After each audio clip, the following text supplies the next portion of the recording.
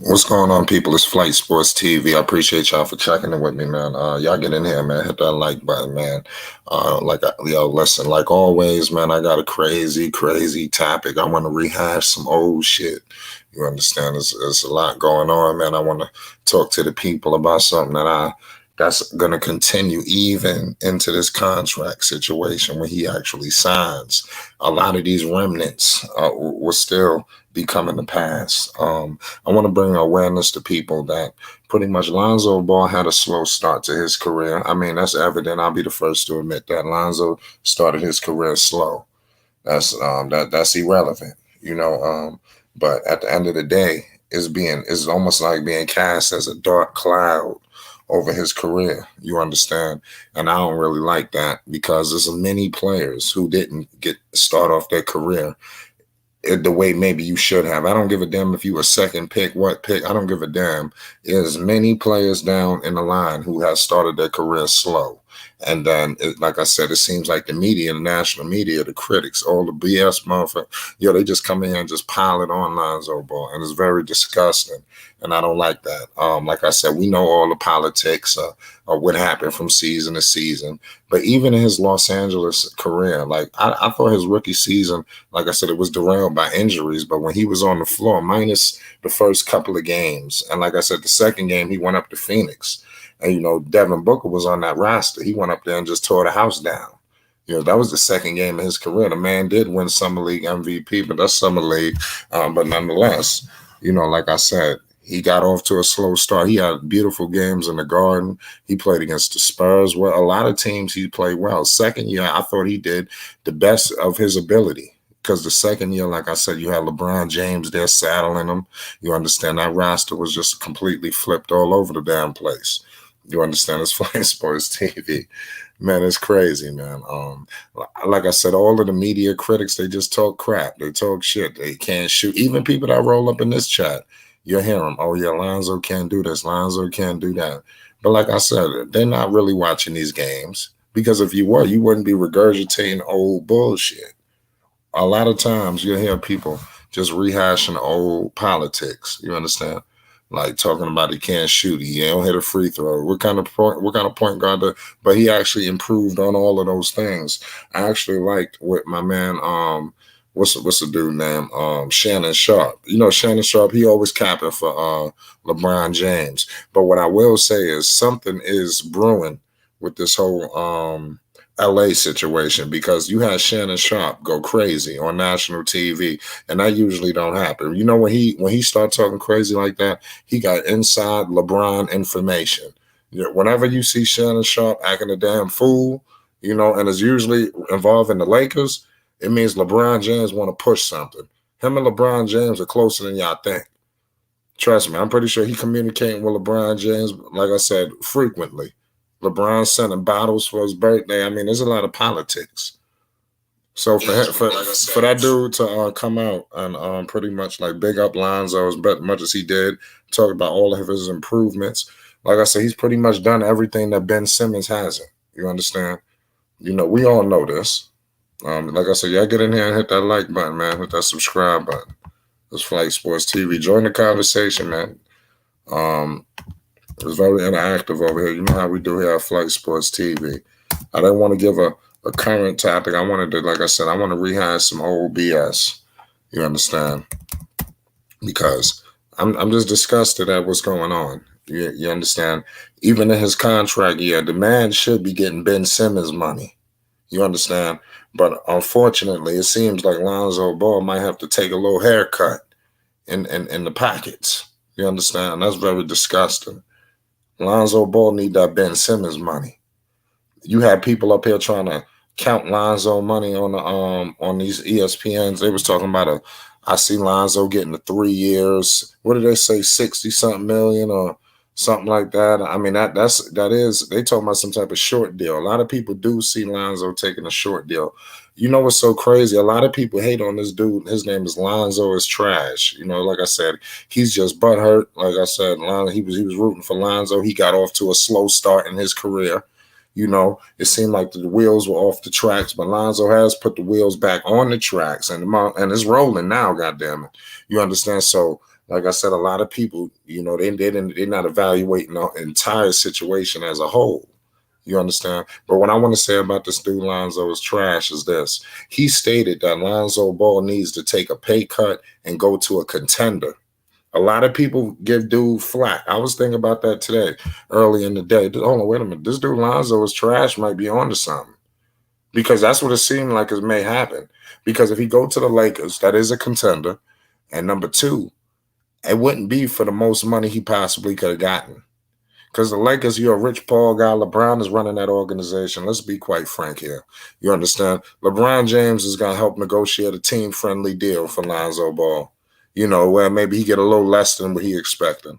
Lonzo is my guy. Ride with him all the way to the top. Let's go. Definitely 47. I tell you what, no matter where Lonzo ends up, I'm rooting for Lonzo. I'm happy. Me and 47, at least we admit that. I know everybody rolling with Lonzo no matter where he go. I don't give a damn if he go to Chicago. I'm rooting for Chicago. I'm be rooting for him. I'm still a Knicks fan, but I'm going to be rooting for Chicago if Lonzo decide to go there. I think it's very unlikely. You understand? I think that's almost getting more unlikely than, by the minute. You understand? But look for all his old previous stuff to come back. You understand? To just come back around. All the old stuff that happened in his first year or so. Even this year with all the tumultuous situations going on, you got a screwed up coach. I mean, have you ever seen a coach get fired on his first year on the job? I mean, that's how bad things were being ran with the Pelicans. I don't think people are really evaluating the situation. The man got fired on his first year. That's like getting fired on your day off. You understand? You're at least supposed to make it a year. Dudes get fired maybe in their second year. I think Fisher got fired, in his second year. But you always get through that year. You understand? Dude, they sent his ass packing. You understand? Dude is gone. Just think about that. And Lonzo had his best season in the midst of chaos. But don't nobody want to pay homage. You understand? All of that needs to be put in play when we discussing contracts and deals and all of that. The man had his best season in the middle of hell. You understand? Nobody's giving him credit for that. But here at Flight Sports TV, I'm giving the man credit. Dom, what's the deal? What's good, Flight? How you feeling? I can't call it. You feel me? What's going on with this topic, man? Like I said, have you been listening? Or I need to put you on game. Nah, you don't gotta put me on game, bro. For the topic, man, I feel like we reaching the curve, bro. Right. I feel like we finally hitting that stride in terms of the media. The media is caving in. What I mean by caving in is old talking points that they've been rambling for the last 2 years, and you know who I'm talking about specifically. I'm talking about the Stephen A. Smiths, the Cowherd, whatever his name is, the Shannon Sharps of the world. Like, it just feels like the old talking points is starting to be through. I feel like it's gonna be a shift in the near future, and I feel like I'm gonna use your term here. They're gonna have to pay homage. Like it's getting to that point where we could just feel it. You know what I mean? Where he's gonna hit that curve. So when I look at the media, it's just, and to me, it's just a sign of change, bro. Like, overall, it just feels like some of these old people in the media, they gotta go, and it's time for some new narratives to be created, for some people to start speaking the truth. That's why I'm happy that you on here, and this new wave is starting to hit their stride. But I'm gonna hear your opinion. I want to let you cook. Well, like I said, I pretty much to follow up everything that's going on. I just wanted to bring awareness to look for all of this to rehash itself when it's time to sign on the dotted line. Because, like I said, they're gonna be trying to low blow Lonzo, even going to the Lakers, which is a contender. That's sweet and all, but I believe it's going to be a pay cut. Is he going to be able to get his money and get over there? I mean, maybe. Who knows? But like I said before, you got situations there with trade rumors, and it's like, you going back to LA. What if Lonzo Ball have a bad game? You understand? This is LA. New Orleans, it might get swept under the rug. You understand? You have a bad game in LA, and you are a LeBron James teammate. See, the thing about LeBron is what people need to think about, where everybody's so up in arms about him returning to the Lakers. Everything that goes wrong with LeBron's teams it's never LeBron's fault. It's always the other guy. You understand? So it's always now that they talking about AD, he ain't in shape. He ain't this, he ain't that. If this dude Lonzo go end up in LA, soon as things start maybe going south, they're gonna blame Lonzo Ball as his fault. It doesn't work. LeBron James needs to be handling the basketball all times. I could just hear him saying it now. LeBron needs the ball. They're just gonna say, "Oh, it's just gonna be nonsense," you know. It says flight. Zoe should ask for a no trade. Yo, KCP got the no trade clause. That's a fact. KCP get no trade clause. Why not Lonzo? That's good shit. I think that's a given. Like it's a no brainer that Lonzo, his next contract, got to have a no trade clause. You got to clear up all that all the BS that comes with his name. You know what I mean? Yeah. But this whole Lakers situation, bro, it's been really picking up momentum. Yeah. LeBron James, I think I said this yesterday. I think LeBron James got his hands written all over this in terms of really pushing that in the media, getting the narrative going, to try to persuade Lonzo to really make that choice. And you talk about but it's a sign and trade. A sign and trade. That would be. I was gonna go there. Kuzma. I heard Kuzma was supposed to be in that deal. Kuzma and Horton Tucker is what they've been talking about. Yeah, they playing around. What the Lakers doing is they being real political. They acting like they want to hold on to Horton Tucker, whatever. That dude ain't really even online. They enhancing his value because you hear a lot of trades. Horton Tucker is not in the deal. That's just the media just stirring up controversy to make him feel like a better player than he really is, so he could be used to get some real value. You know, this is all politics. Horton Tucker ain't shit. You understand? I'm just saying, he playing with the Lakers. Put him on to Cleveland. Well, let me ask you something, Flight. Just referring back to the topic. Do you think that since LaMelo really just came in, because at first all the momentum was against the Ball brothers, bro. Like they couldn't do anything without getting negative feedback. The media was just shunning them every chance they got. But it got to a point where LaMelo was just having so much damn success that they had to give credit where credit was due. And then once that transition started to happen and the media started to go ahead and give LaMelo all that props, I feel like they had no choice but to recognize that Lonzo was doing the same thing in New Orleans, and they couldn't just shit on him for no reason no more. But I want to hear your perspective.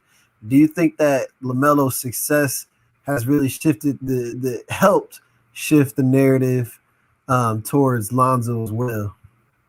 Well, I think it helped shift everything. LaMelo, like I said, LaMelo and Lonzo, man, with them elevating their games, it'll elevate the whole entire family as a whole. You know, eventually they got to bring LeVar Ball back into the fold. You know, because he's like the mascot. You understand? But he's bigger than that. But I mean, he like the face, really. You know, because Lonzo, he gonna say all the right things. LaMelo, he gonna say pretty much all the right things. You might get a little bit more out of him, who knows? But I'm just saying, LeVar Ball is the guy who goes on these tirades and talk about how he really feel, how they really feel. So we don't really, LeVar ain't got no handlers. That's why you don't see him on all of these shows, because nobody can go up to LeVar and say, "Hey, don't say this. Don't try to tone this down," or they just don't deal with him. Right. So look, let's tie this back to what you said about LeBron and the narratives they be trying to put around him and blaming everybody but LeBron. If Lonzo goes back to LA with the positive momentum, the league now realizes they're gonna make more money supporting the Ball brothers than trying to shit on them. So if Lonzo goes back to LA, I feel like he finally has the league, backing him in that aspect. ESPN starting to fall in line. FS1 Sport, Fox Sports, they starting to fall in line. To me, I think that he's always going to have media ties, right? But I don't feel like they're going to blame Lonzo this time around if he has a bad game, if he does what he does. That's just my opinion. But what do you say to that? Like, now they got that positive momentum on their side, do you think that it's going to start to shift if he does go back to LA? I mean, I think if he goes back to LA, the media, LeBron James is still a darling. You understand? No matter he go to LA or he go to New York or to Chicago, LeBron James is still gonna be the media's favorite boy. You understand? So they always gonna protect him. If they go on a 3-game losing streak or they not a top 3 seed in the West, let's say they hovering around 5, 6, and 7. Who fault that's gonna be? They ain't gonna say it's LeBron. They're gonna say, oh, Anthony Davis, or maybe they will get to Lonzo Ball, or maybe they'll have another punching bag. I don't know, because this year was just the bench. The bench sucks. The bench. They need to create more stuff. They need that. To be honest with you, with the Lakers, I think they need to get him and Carmelo Anthony. If they get Lonzo Ball and Carmelo Anthony, they're gonna win the championship next season. I just want to put that. I think those are 2 realistic options for the Lakers. They need to just rebuild that roster around Anthony Davis and LeBron. So you're getting some talent. Lonzo Ball is talented. I think he's better than everybody on that bench, including Caruso and all of them dudes that maybe they think is all right. Even Horton or Lonzo is an upgrade, and he's not going to come off the bench, but he's an upgrade. Schroeder, I think he's a better fit than Schroeder. Schroeder might be able to score more, but I mean, I think Lonzo's a better fit. No doubt. I just so this is just my opinion, but I really believe that the media, look, it can't be denied no more. LeBron's almost 40 years old, bro. So if he has a bad game, if the Lakers is losing and LeBron ain't putting up the same numbers, I think the media going to create that narrative. LeBron's getting old. What do they like to say about old players? They fall off a cliff. I think they're going to say the same thing with LeBron. And it's starting to grow on me a little bit. It's starting to grow on me, this Zoe on the Lakers possibility. I don't know why I'm feeling it. And I have to think back on when Zoe was on the Lakers his second year when LeBron first came. And I'm trying to think whether or not they blame Lonzo for the downfall of that season. Because if I remember correctly, even when LeBron James got injured, Zoe was still leading that team basically to a positive record. You know what I mean? A 500-plus record. So I don't know. Do you remember, Flight? Do you remember if they was blaming Lonzo during that time? I'm not 100% sure. You mean was they blaming him that second year when he was there? Yeah, when LeBron went. I mean, I ain't gonna lie to, like I said, LeBron, Lonzo still, his shot was still kind of inconsistent. He had games because even then, like I said, he had the triple-double. He went up to Brooklyn and dropped hella buckets. I mean, Lonzo Ball did score a little bit with the Lakers. Even when LeBron went down, he had some decent games against Houston, OKC. Like I said, he kept him in the heart. I think that helped him with LA. But, to be honest with you, yeah. The problem that they were saying, well, it wasn't maybe Lonzo exclusively, but they were blaming all of the young core. You understand? It's too many playmakers. You remember when they were saying that Magic said he wanted to get him around playmakers instead of shooters. They were saying, no, LeBron needs shooters. We got all these playmakers for. LeBron needs shooters. So that's the shit that was going on. So they blamed all of them. Not even Kuzma was getting some flack. Ingram was in the doghouse. You understand? I don't think LeBron and Ingram never got along until that game against the Clippers. The Rockets, when he punched Chris Paul in the face. He got into it with Melo and everything. Melo was going to knock his ass out. Yeah. Once Melo was walking his way, everybody had to back him up. Melo, he got it shaking in the Garden with the Denver. I don't know. Some of y'all are young. Y'all hit that like button, hit that subscribe button if y'all know what I'm talking about. When do you know what I'm talking about, Don? Yeah, I remember what you're talking about. Yeah, with Nate Robinson. See, I don't know. Some of y'all might not even know who Nate Robinson is. Dude, Jared Jeffries and them bums. Melo and J.R. Smith got it shaking in the Garden. All they do is talk about the Palace at Auburn Hills, but they don't talk about that fight. Melo. Once Melo was walking Ingram, where everybody start grabbing Ingram because Melo would have actually hit him. But I ain't gonna lie. Chris Paul had to do something. Dude, Rondo spit on him. But like I said, to say that was where I'm alluding to is it wasn't just Lonzo getting the blame. The whole young core got the blame. You might, yeah, and I think you're right on that. And the more I think about it, bro, I just think this second time around they got too much positive momentum. The league gonna make way too much money by Lonzo Ball succeeding on the Lakers than basically blaming him for every little thing. I just think we finally reached a stride where the Ball brothers is getting their respect.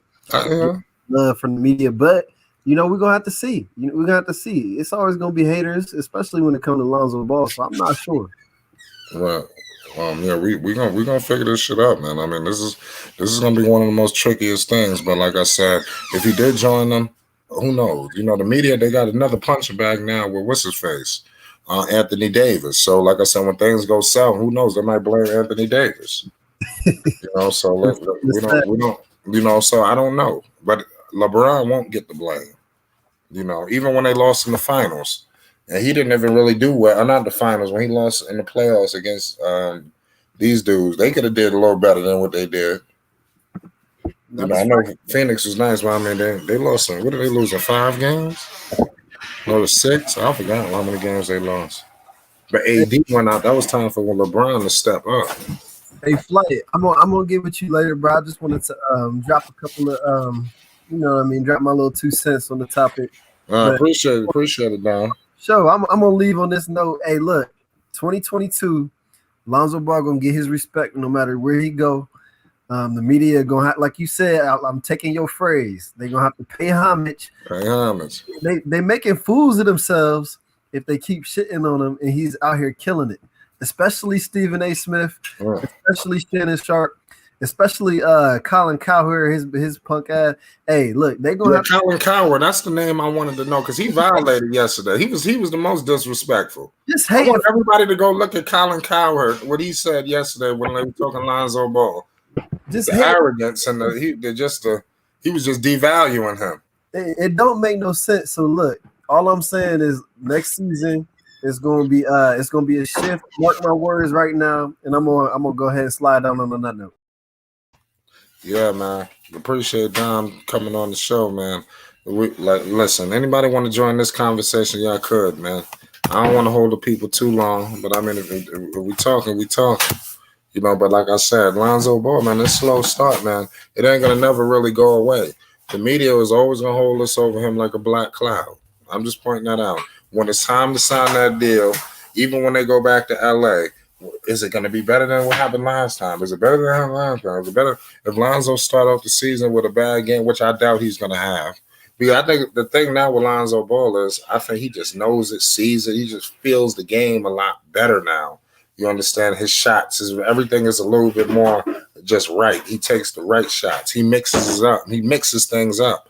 I just don't want LeBron him to turn into one of LeBron's 3-and-D guys, because you know how that LeBron offense is. Him at the top of the key, everybody just spread the hell out, pause, and then they're gonna, look for shooters. I just don't want Lonzo Ball to get swept up all in all that nonsense again. You understand? Because the dude, what really needs to happen if he went to Los Angeles is he needs to be the point guard, and LeBron need to be running pick and rolls with his crazy ass. You understand? That could be a deadly. A pick. They need to run heavy pick and roll every time Lonzo coming down. Need to be AD or LeBron in a pick and roll. Immediately. You understand? That needs to be number one. And then you dump it off to both of them. They both can handle it. They both can make plays for everybody. So then you get those 3, and then if you could get a Carmelo out, the Carmelo is a shot maker. We know this. And then you get all of these other pieces. I mean, damn. They really needed to try to get JaVale McGee or Dwight Howard back. I think they was missing those guys when they lost their big players. They had big. This team was a lot smaller. Montrezl Harrell, they just didn't have it. I don't know why they value Montrezl Harrell over Dwight Howard. That was the most stupid, idiotic decision ever. Flight. That's what it be, the LeBron offense. I hope it's not the Lakers.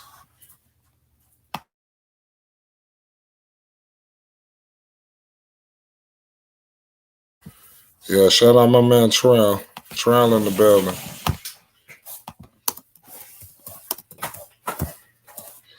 I got Trell in the house. Yeah, man, y'all get in the comment section. Like I said, y'all can join the chat. Let me know what y'all what's going on. Just remember, y'all heard it here first. They gonna try to hold that over his money. A guy who they're gonna talk about, and the criticism they're gonna be using is not gonna be recent criticism. They're not gonna say he just played for a coach that got fired in his first season. I don't even think that's ever happened. And he had his best season. How the hell the coaching and the organization is in so much just distress? And out of the midst of all of that, you have your best day, your best season. You understand? That's crazy to have. You know, it's unbelievable. Like I said, this Flight Sports TV. Everybody get in there and hit that goddamn like button. You understand? It's real. It's real. It's real in the field.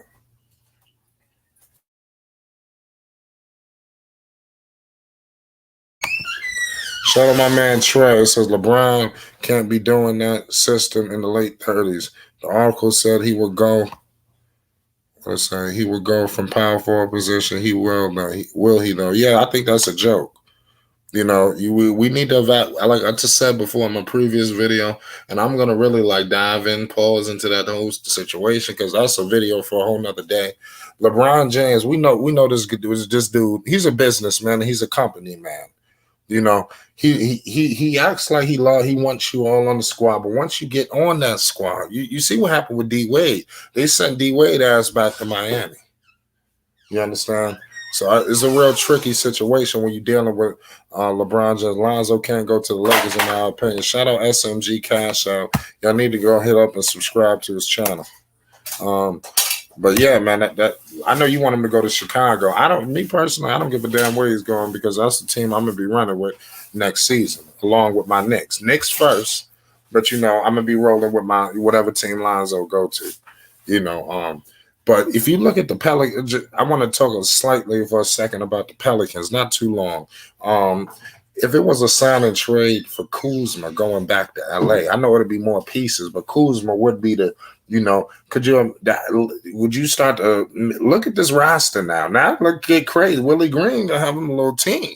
You understand? You got to have Zion possibly playing point, which I think he'll just run point now with no Lonzo. You understand? And then, which I think is going to be not good. But then from there, you're going to be dealing with you have Kuzma, you have Ingram. I mean, that pretty much put Zion at the point guard position if they was to get Kuzma because you got your 3 and 4s right there. You understand? I don't think Kuzma or Ingram will come off the bench. I think Ingram will be fine with that. You know, they being smart. You know, another thing, this whole situation with, I think the NBA needs to investigate what's going on between the New Orleans Pelicans and the Los Angeles Lakers in terms of this David Griffin, Rich Paul, LeBron connection. I think the NBA needs to investigate that trifecta that's going on over there because it's some real trickery going on with those moving parts. Pause. You talking about they just sent AD to Los Angeles. Never in the history of trades where you send a guy from conference to you don't do that. You understand? See, Boston, they trade. Cleveland, they just gave up Kyrie to Boston. I think they just had to. But that situation was different because they had LeBron James. They felt shit. You go to Boston, you ain't going to compete with us no way. You know, which Cleveland was still going to be better than Boston with Kyrie over there. But never in the history where you trade a player in a superstar like that. I'm talking about where things are get shifted. You understand? You don't trade players like that in conference. So while we just had an Anthony Davis situation, traded him to LA, a superstar teaming up with LeBron. Now you're going to giving LeBron a great play. See, the media, they devaluing Lonzo, but LeBron, no, oh, wait a minute. I think Lonzo a dog out here. Lonzo will defend some of these top point guards. You look at Donovan Mitchell. I ain't saying he'll lock him up, but he'll slow his ass down. You understand? You look at your Luka Doncic's of the world. You understand? Lonzo might not stop him, but he might slow their ass down, and maybe for a stretch, a minutes, pause, he will lock them down. You understand? So it's some real trickery going on right now, and I'm not feeling what's going on with that whole trilogy. Like I said, LeBron, Rich Paul, Griffin. I think the NBA needs to really investigate because if Lonzo did end up in LA, that's kind of crazy because not only did he go to LA, you know, they got Kuzma because you could have sent him to a sign and trade in the East. Why would you you're the New Orleans Pelicans with Zion Williamson. You're going to make it to the play. Why would you bolster the Lakers when if you did make the playoffs, you probably will be facing the Lakers? Why would you do that? You understand? That doesn't make any. You send Lonzo out east. You understand? That's what happens when superstars never go in conference. I'm serious. It's crazy. That usually doesn't happen. It makes no sense. Unless there's some, it just don't make sense, man. People don't do that. And it messes up the balance of power. You understand? So a lot of people, like people rooting for the Bulls, the Knicks, or the Hornets, or whatever, it might all get soured away with that crazy connection. You understand? Clutch Sports clients. Thank you. That is the most corrupt organization in sports right now. Clutch Sports. I'm just not gonna say corrupted, but I'm trying. I might have said the wrong word. What I'll say is that's the most political agency in the league. There's a lot of politics going on in that organization. You understand? And you got to get in where you fit in. Pause. And they're all LeBron guys. There's no Rich Paul client that LeBron don't like. You understand? So that Rich Paul is like the little figurehead of the thing, but we all know this is LeBron James' agency. Trust me, I know that he might try to. Oh yeah, he's the boss. He's there. He put Rich Paul out looking nice, but LeBron is running that agency. You understand? And I think it's going to come even to more fruition when he actually retires or steps away from the game to see how much impact he's having in that agency. You understand? Because he always was involved.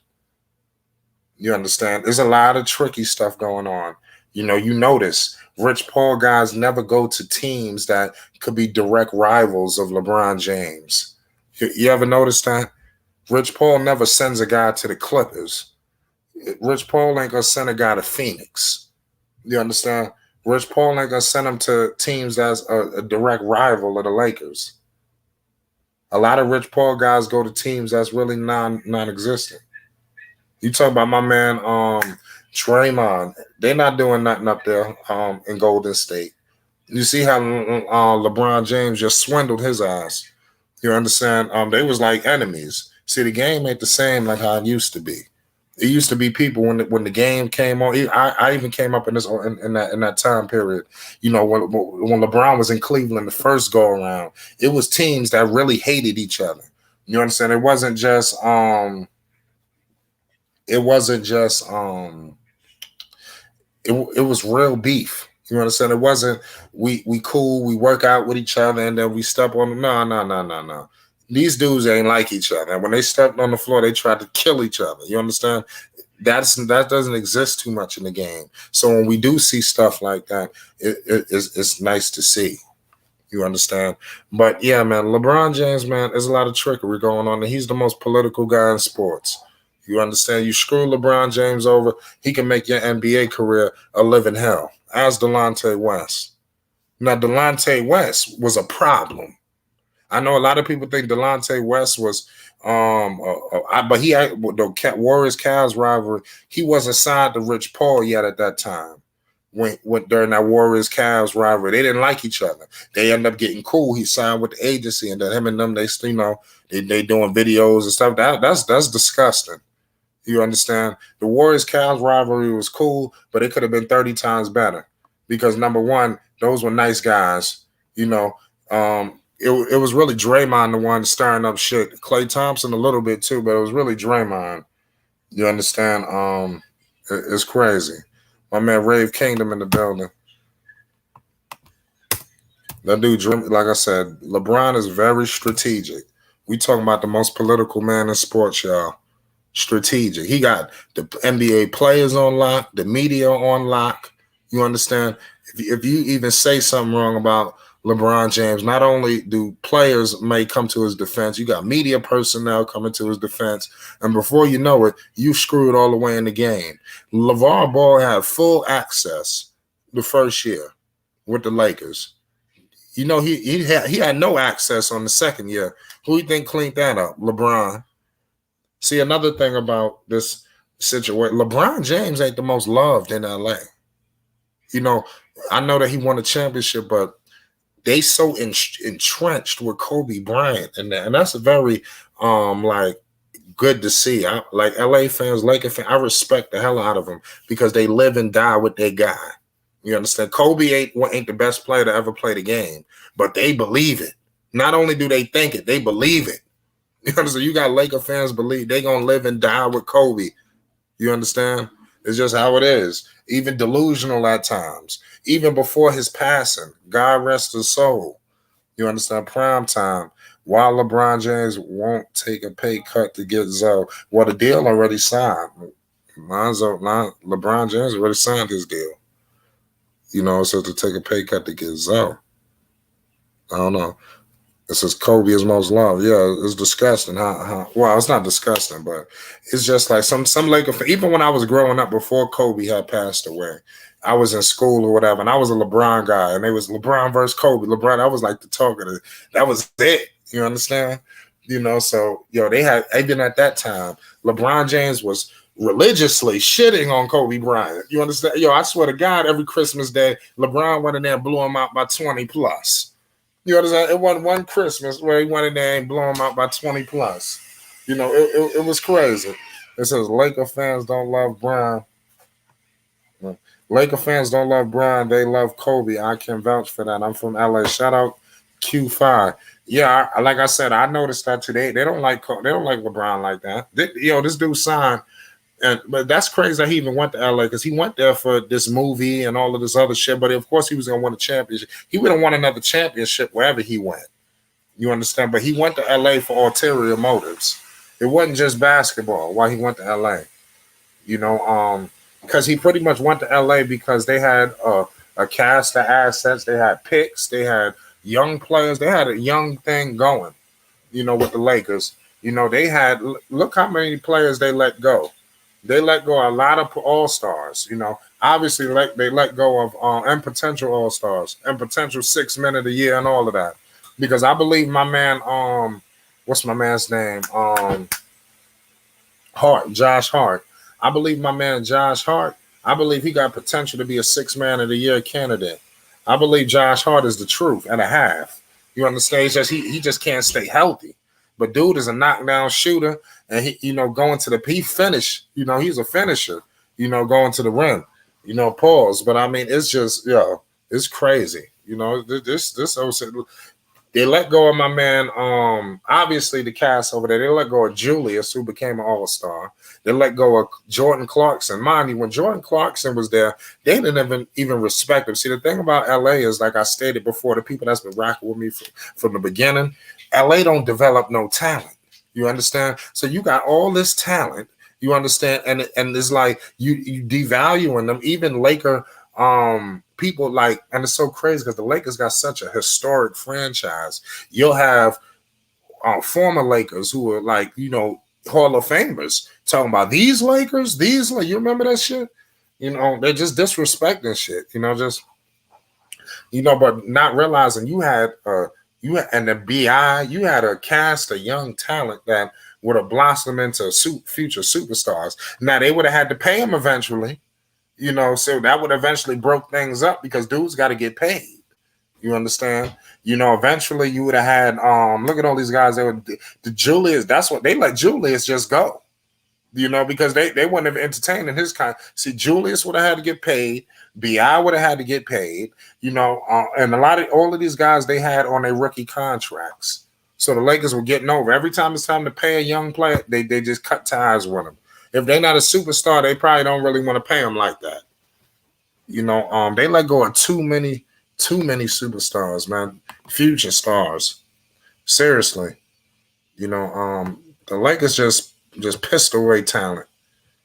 So I believe Lonzo's gonna fit good because he didn't develop in New Orleans. You understand? He didn't develop. Pardon me, he didn't develop in LA, he developed in New Orleans. He did what he did in New Orleans is what LA didn't even attempt to do. You understand? Didn't even make an attempt. Guys want to get coached. They will have you thinking Lonzo got this. Even the situation with what's my man name? Ben Simmons. They pissing all over Ben Simmons right now. But why didn't nobody's blaming the Philadelphia Sixers organization? Fire the training staff. Fire the people that's working with people need to go. Because how are you working with somebody? Who's the trainers that work for the team? All these dudes need to get fired. You see, that's the problem. We just blaming the sole player. But we forgetting about all the other shit that's going on. You understand? It's crazy. You understand? But Lonzo Ball would fit better with the Lakers right now. Because like I said, the slow start. Now he took it up 10, like 2 or 3 notches. You understand? And I think he got the potential to take it up another couple of levels. Lonzo still didn't reach the potential that we all believe he can. It's still a couple of more levels to go to for him, but he's right on the cusp of it. You understand? LeBron is strategic. Yeah, LeBron is political. Yo, what's up, everybody? I think Russell Westbrook will fit better than Lonzo. I think that'll be a match made in hell. Number one, Russell Westbrook can't shoot either. He's another guy. It's so crazy with Westbrook because he didn't always shoot this horrendous. Yeah, Westbrook. Yeah. What I was gonna say was this is flight spin no cat. Yeah. What I want to say is I forgot. Yeah, Westbrook, man. He used to shoot a little better, even from 3. He had a few years where he wasn't this horrendous. He won an MVP, y'all. Nobody was talking about Westbrook can't shoot.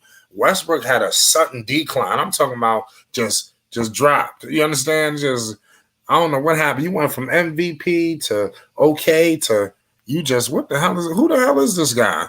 But he's always well he missed the All-Star team this year. He was hurt. I mean, that's crazy that you would even say something like that. Just for me to even think about what you just said. Who said that, Lonzo? Yeah, that's retarded. This dude LeBron to have his ass traded by the deadline. That's a dude that LeBron and him would never get along with. Westbrook talk a lot of shit.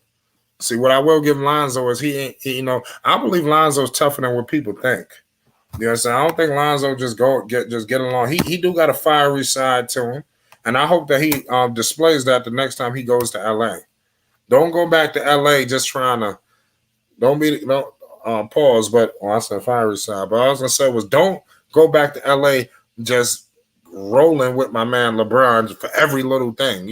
Go there with your own identity too. Show him that you grown now. Like I'm big dog now. I ain't going for that bullshit.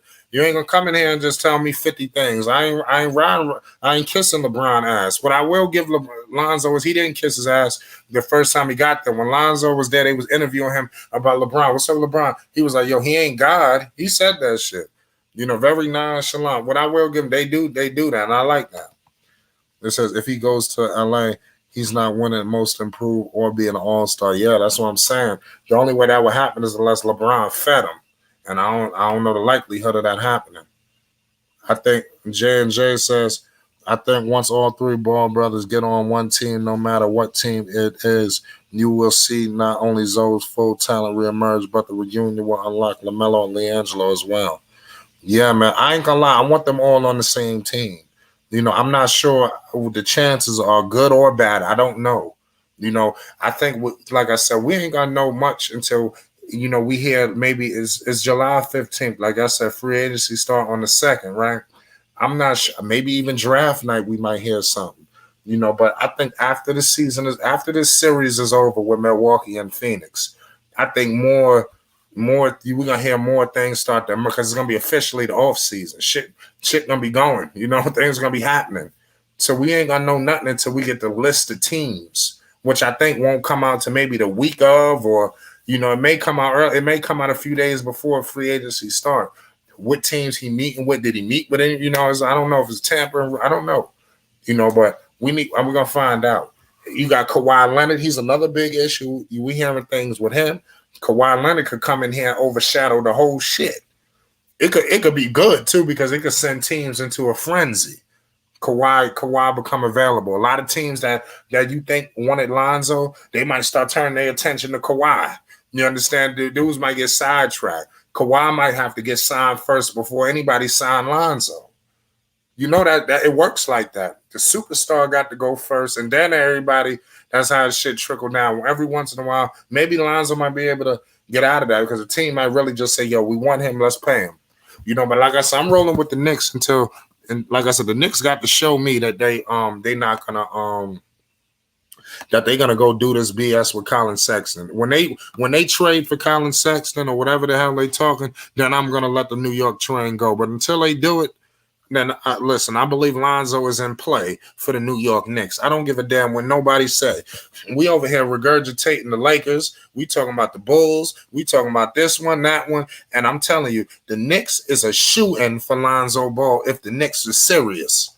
See, these other teams got to do all this bull. You understand? The Lakers, they got to do this. They got the Bulls, they got to clear cap space. They got to do. The Knicks got to listen. Hello, come in here. The contract's here for you. I got the pen for you. You just bring your. It is what it says, bro. Flight. The Knicks not serious about winning. They want Sexton. I think that's all smoke and mirrors. Sexton don't help you guys though. I think that's all a joke. I think they letting Lonzo and Rich. See, the thing is, you got to be political too out here. There's a lot of politics in the game, and that's another trademark. It's politics out here, man. You got LeBron. Then you hearing my man Lonzo talking about he's opening up his whole playbook to the league. He's open for business. Shit, he'll go to Memphis if possible. He don't give a damn. He'll go to Orlando. That's the way he trying to make it seem. You understand? But nah. There's a lot of politics going all over the place. There's politics going on with New Orleans, talking about they not gonna match this, they ain't gonna match that. You gotta read the political game. Now you hear the Knicks talking about they moved on, they ain't really sure, they ain't that, they ain't this. I think they let Lonzo know, don't come over here trying to rob us. Listen, we giving you $20 million or 21. That's it. Don't come over here looking for a max. Don't come here looking for 25, 26, none of that. No, we listen, this is the deal, and that's that. And if you don't take it, we moving forward. And that's how the Knicks move.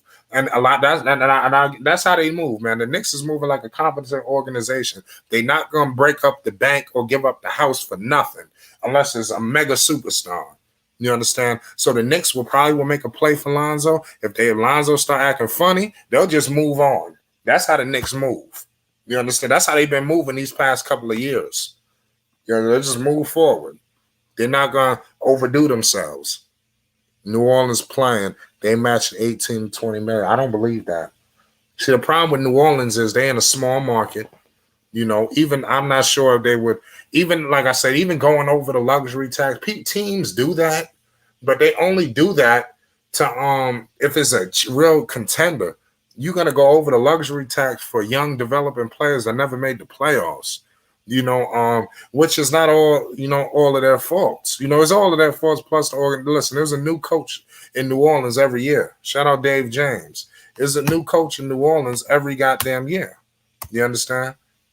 So you went from Lonzo been there, let's say, hypothetically speaking, he going to be there for 3 years. Lonzo, even though that's not going to happen, that Lonzo would have had 3 different coaches in 3 years. You understand what I'm saying? Listen, this don't make no sense. You understand? There's a lot of politics in the game. What I will say is that dude Willie Green might be better than all of them. Like J&J says, like DJ always say, it's the game within the game. Politics. Yeah, okay, politics. Yeah, the game within the game. Yeah, I just call it politics. The New Orleans Pelicans won't match. I don't think they're going to match nothing. I think the Pelicans have moved forward without Lonzo Ball. I think they've prepared the city, the fan base, and everybody that, hey, Lonzo won't be back next season. All of that lob shit that y'all loved is over. We moving forward. Zion Williamson, he's going to be switched to point guard position. We're going to run the holy hell out of him. He's going to blow out his fucking kneecap. You understand? He's going to blow an ACL. It's going to be an Achilles injury waiting to happen. Zion Williamson is an ACL waiting to happen. You understand? I've said that before. Let him screw Lonzo over and put the ball in this dude's hands. Pause. And it's going to be murder she wrote. Dave, what's the deal? Hold on, Dave. I need everybody to go subscribe to my man Dave James' channel. He put out crazy content. Y'all need to go check out my man Dave's channel. What's going on, Dave? Yo, why trade, bro. You keep saying Zion got pulled. Zion, bro. David Griffin does not see Lonzo as that player, bro. And I don't understand why there's still fans saying that. Like, he's going to get matched. They're going to try and match him. It's not happening, bro. They don't want him. He's gone. There's no way he stayed. Yeah, it's over. I think they know it's over. Like I said, Why I is that? think Why? they. Yeah, my bad. What you say, Yeah, go ahead, Saka? Dave. No, Yeah, I'll let Dave Dave. finish his work. Yeah, David, you got more to say? Yo, Dave, you there? Go ahead, Saka. I think I agree with Dave. He's probably not gonna stay. Like this man is having offers like it's the trade deadline all over again. Like, bro, damn near the trade deadline. There was 11 teams who wanted him. Now we're seeing a similar pattern again.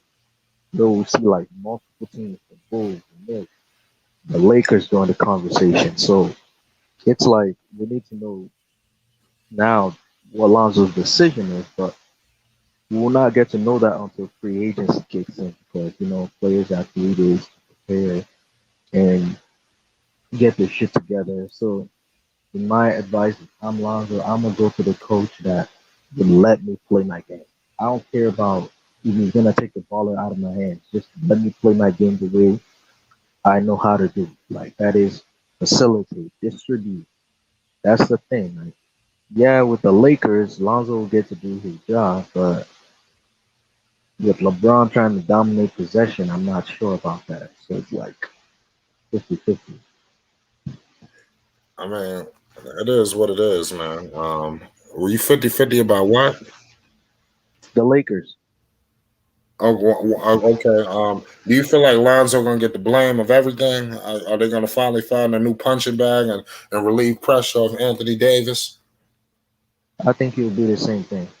Because remember, when Lonzo and LeBron were on the team, if they lose, Lonzo's always like the blame. They'll be like, "Oh, it's because of his whack jumper that this happened." So it's like, as much as I would say that he should go back home and reunite with LeBron, because let's be honest, LeBron didn't want him to go, but because of the Lakers were so greedy and Jeannie Buss, her dumbass wanted to keep Kuzma instead of Lonzo. So it's like LeBron didn't want Lonzo to go. It's Jeannie Buss that did that.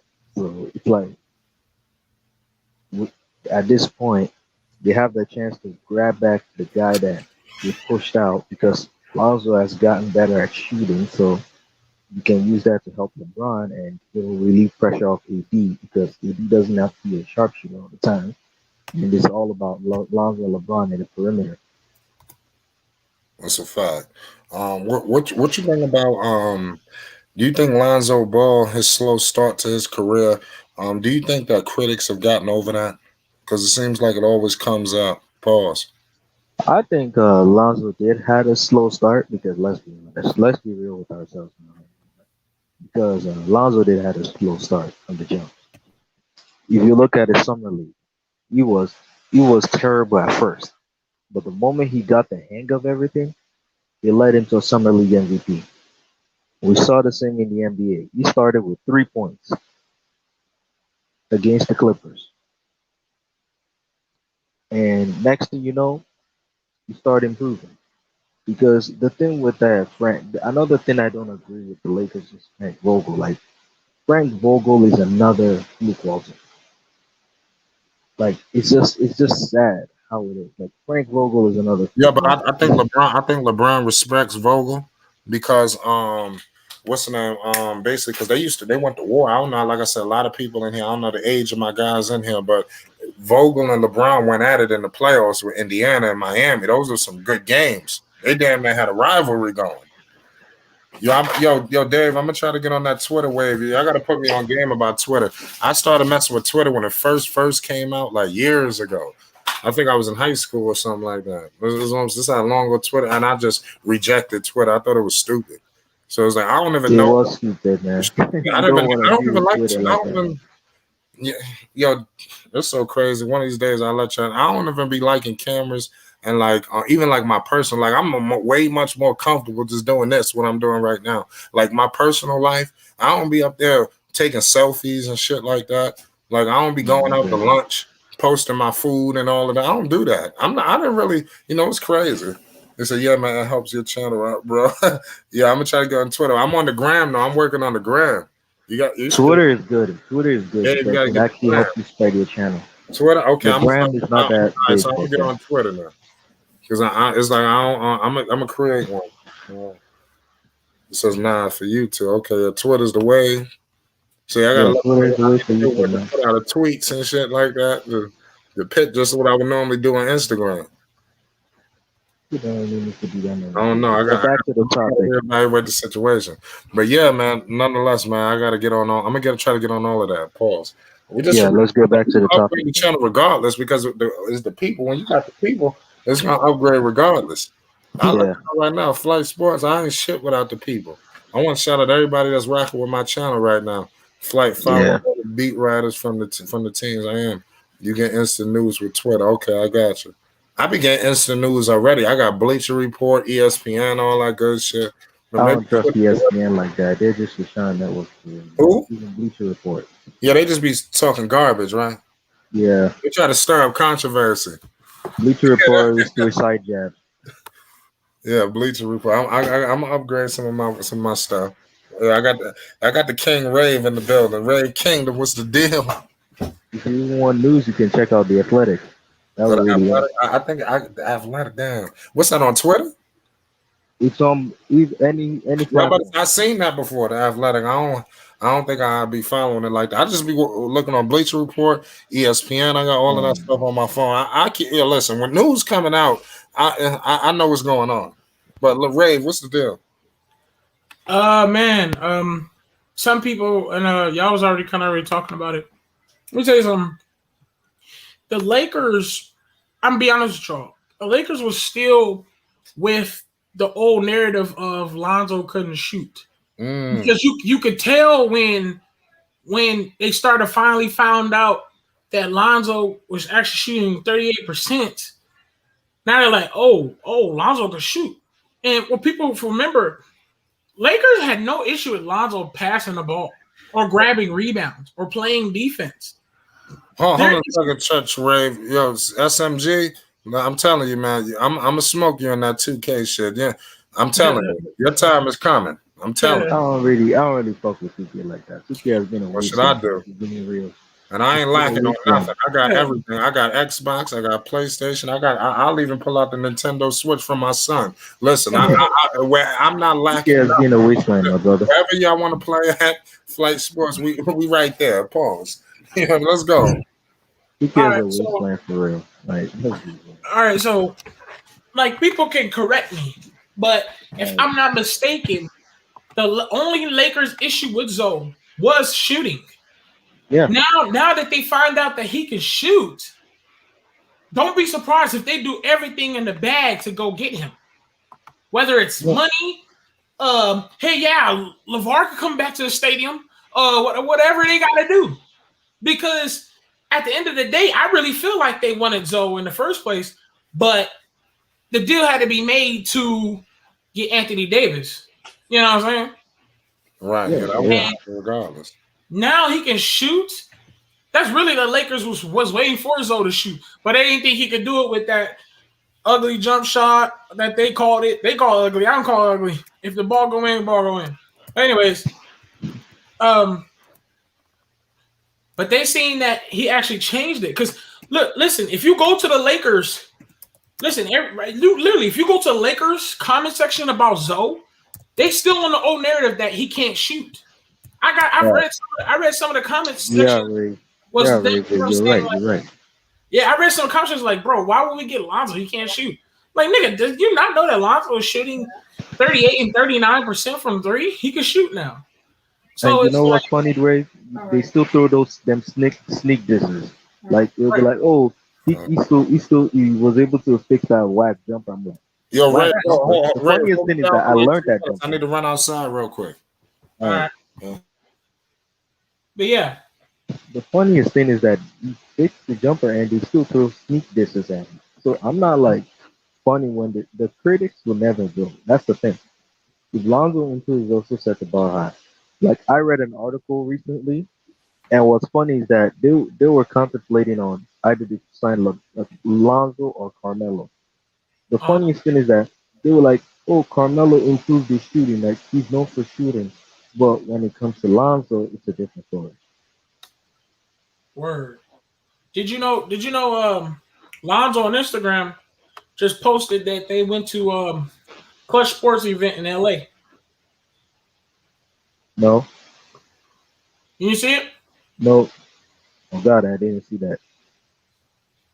Lonzo just posted on his IG. Wherever in the comment section, if y'all know anything about it, Lonzo just posted he went up to Pro Day for Clutch Sports event, Pro Day. So, that's gonna be that. All I'm saying is he's doing a lot of things. Because when do you ever have Lonzo posting workout videos like that? Usually you'll find out he did a workout video through like a different, you know what I'm saying, like a different channel like Chris Johnson. And Chris Johnson is his trainer though. That's the thing. Right. Then Zoe start posting and then showing a lot of I don't know, like a little effort. Huh? He's showing effort on like Ben Simmons. Like I gotta be honest, like the thing with Ben Simmons is that he just lacked work ethic, and he's too prideful to improve on himself. Like, I don't need a jump shot to be great. I'm like, right? How are you gonna be great if you cannot work on your weaknesses? Like, isn't that the point of every professional sport? Like NBA, UFC, you gotta improve on your weaknesses, not your strengths. Well, I think Flight said it. Ben Simmons was spoiled because on the 76ers, who the fuck can take Simmons' spot? That's the thing. Like Ben Simmons, the leverage of everything. Right. Like who could take Ben Simmons' spot on the 76ers? No one. Sure, I mean they get another point guard over there. They already have Seth Curry. I'm not saying if you trade and you switch out. I'm saying he was spoiled on the 76ers because who could take his spot on the 76ers? Nobody. You know what I'm saying? There's only one. Now you got to make a trade to get him out of there or something. Rick, there's only one. Seth Curry. Backup either. You have Seth Curry. And Seth Curry is this decent. He showed that he's capable of being a starter. I'm not saying who we can choose to replace him. I'm saying who was the 76ers ever put any type of pressure like, hey, we can bench you? No. That's that. They don't that's have what any. I'm really meaning. Right. All I'm saying they don't is have any. He had a starting spot no matter what. That's all I'm saying. We can replace him. Oh yeah, we can be like, nah, we can put Steph Curry, whatever. We can make some happen. But I'm just saying, 76ers spoiled him by letting him know that, like, hey, whether you work on your game or not, you got a starting spot. You get what I'm saying? Yeah. At least with Lonzo, they try to bench him. They try to set him out for a whole fourth quarter. They try to do things that made Lonzo mad. You know what I'm saying? Mm-hmm. Ben Simmons was spoiled. So for him to not work on his game, if you think about it, kind of makes sense. Now, is that the mindset you're supposed to have? No. You're supposed to want to work on your game. So, you know what I'm saying? He was spoiled. We got a new guy. We got a new guy in the building. Roro, what's good? Nothing much, Doc. I'm just listening. Where you calling from? Right now I'm in Houston, Texas. I drive trucks. I was on here the other day. I put the one that said black truck. Oh, all right. Word. You subscribe to the channel? Yeah, man, I've been subscribed to you. But you know what? You ask me that question every time. I'm not, because I've never seen you before. I gotta check, guys. You remember? Yeah. But it's cool. Yeah, you don't just listen, man. You got something to say. Hey, appreciate you coming into with us, man. Appreciate that. Oh no, I was going. I didn't want to interrupt because y'all was on the roll. I was just gonna jump in after in a minute. Cook up. What you feel about this Lonzo situation, though? Facts. Well, we were talking about this earlier today, me and my partner. Lonzo, this is the first off season that he had after he done practiced on his jumper that he felt comfortable with, in order to work on moves now. Like so now he can work on the little short jumper, the outside jumper, the between the legs, the crossover, the move, because now his jumper he didn't got comfortable because he rebuilt that whole shot. Right. So next summer is gonna show the whole repertoire that he had, right? Right. And that's all they were doing. They were showing everybody what he's working on for the future. Mm-hmm. And I had to go back and watch old footage from LaMelo Ball when he was in Sparta, the high school. When he was messing with, what's that coach name? Used to play in the NBA. Oh, you mean Jermaine? Jermaine? Yeah. So Jermaine, if you notice, Jermaine changed his shot early before he went to play overseas. You know, LaMelo had that kind of twitch, that kind of weird twitch to it, and he made him work on his jumper. Actually, my guy, Jermaine didn't change LaMelo's shot. Yeah. Honestly, Jermaine didn't change LaMelo's shot. If you watch LaMelo from day one, he's been using the same jump shot he's been using. The thing with Lonzo is that you want to know the truth, guys. Lonzo just changed his form to his old form. Not yet. No, let me explain to you guys. I was watching this video once. My bad. I was watching this video once, and you want to know what's funny? The same form Lonzo was using before, like was using now, he has been using that form when he was in like early high school, and now he changed back to the same form from the quote unquote whack jumper he's been using. Like he had a regular shot and he changed back to the same shot. So he didn't really change his shot properly. What's the topic of discussion, man? What's going on? No, we all over the place, but really, man, we talk. The topic was Lonzo Ball slow start. You know, and like I said, the media, they never really. I mean, it seems like they always gonna hold that over him like a black cloud. You know, because he was injured his first 2 years, but it seemed like the wheels were going off the tracks. But now the wheels are back on the tracks and shit is rolling. You know, so you know, I'm just saying. They had so much media coverage on Lonzo when they found out the Lakers was wanted to reacquire him. I was surprised, man. It was like they was talking about Lonzo like as if they never called this dude a bust. Yeah, boy, because LeBron wants him. LeBron wants him. They work for LeBron. Keep going. Let me tell you something. LeBron never wanted him to go. I promise.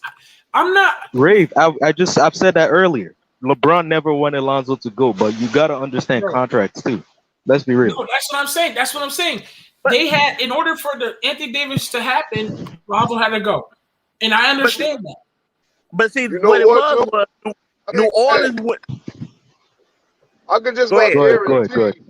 I can just about guarantee that LeBron wanted to get rid of Kuzma, but the Pelicans wanted Lonzo in order for that deal to go through. Right. That's what happened. The Pelicans were not going to let it go through without Lonzo. They wanted a draw in a city, and Lonzo was their draw. But then they got Zion. You have to understand. You have to understand. The Pelicans actually wanted Kuzma with Lonzo, but they were like, you know what, we're gonna give you Brandon Ingram and Josh Hart because we can't let Kuzma go. You know, our owner didn't want Kuzma to go. So the best thing to do is because of contract, so they had to get Lonzo out, Josh Hart, and Brandon Ingram. So it's like Zoe and BI were supposed to be the main thing. Like Zoe and BI were gonna be traded regardless. But it was supposed to be Zoe, BI, and Kuzma. Then you keep Josh Hart. Let's talk about Kuzma. This dude, bro, Kuzma's so fake. Yeah, remember this dude talking about he the right hand of LeBron, right hand of the king? Like, who does that, man? Like, that's why LeBron and Lonzo need to think twice. But keep going. Because y'all think Lonzo really changed his jumper for real. which is what I have to correct. He changed to his old jumper from day one before he changed to his side of the left hand side jumper. Here's my thing, man. I said this for a lot of people. A lot of people call me dumb or stupid, bro. when it comes down to Kuzma and Brandon Ingram, even to Brandon Ingram on the Pelicans, Lonzo makes their job look a lot easier and makes them look good. I promise you, I literally said, I watched Kuzma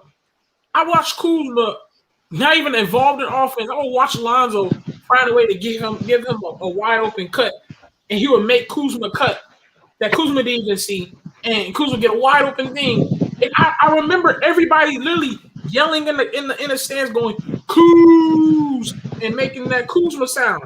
Now they ready to throw him in the garbage when Lonzo left, and I knew it. You gotta understand, Lakers fan, my boy Ray. You gotta understand, Lakers fans can be. They remind me of this super villain called Two-Face. On one side is like, oh, we're gonna be good with oh, you're a good player, but on the side, make one mistake, you're trash. Kuzma, on the other hand, has showed the Lakers fans that he has nothing to offer the Lakers anymore. Like, he even think he's a star. Like, bro, are you serious? Like, without Lonzo, I don't even think you'll be that star that you claim yourself as. Like, let's be honest. Kuzma been trash, bro. Even back when Lonzo was on the Lakers, Rob Ben said this dude was trash. And people was getting hyped about this dude. I'm like, there's nothing there. You see the thing about Lonzo, bro? The thing about playing with a good point guard that's going to find you in your spots, it makes it look like you know what you're doing on the court. But when you don't have that good point guard, it exposes you. That's why I can't compare Brandon Ingram and Kuzma and the same thing. Like, I know somebody said put them in the same breath. You can't do that. Here's my question about Kuzma. I can't put Ingram and Kuzma at the same breath. I agree. And I don't want that to be confused. Yeah, you're right. Brandon Ingram without Zoe, I think Brandon Ingram still put you some numbers and stuff. Right. So I agree. Right. Brandon Ingram was great before there was Lonzo Ball. People keep saying that, but you have to look at when Zoe was out when he was out with the Lakers and when he was out with the Pelicans. You have to look at Ingram numbers. Ingram numbers dropped down. Yeah, it did. Drastically when Zoe out. No, they dropped down. I said Ingram was great before there was Lonzo Ball. No, his numbers dropped down because he wasn't getting easy shots, but he was still putting points on the board though. Yeah, and Kuzma without Zoe, Kuzma can't do shit. At least Brandon could give you a good mid-range shot. He can at least give you some fast break points. Brandon can do something. You know, Kuzma is literally like they ready to give Kuzma to the Shanghai Sharks. Shanghai, what do you say? Shanghai Sharks. But see, Shanghai. This is my whole point with Ingram, right? I don't know if Ingram in a whole year series won't look like Kuzma without Lonzo.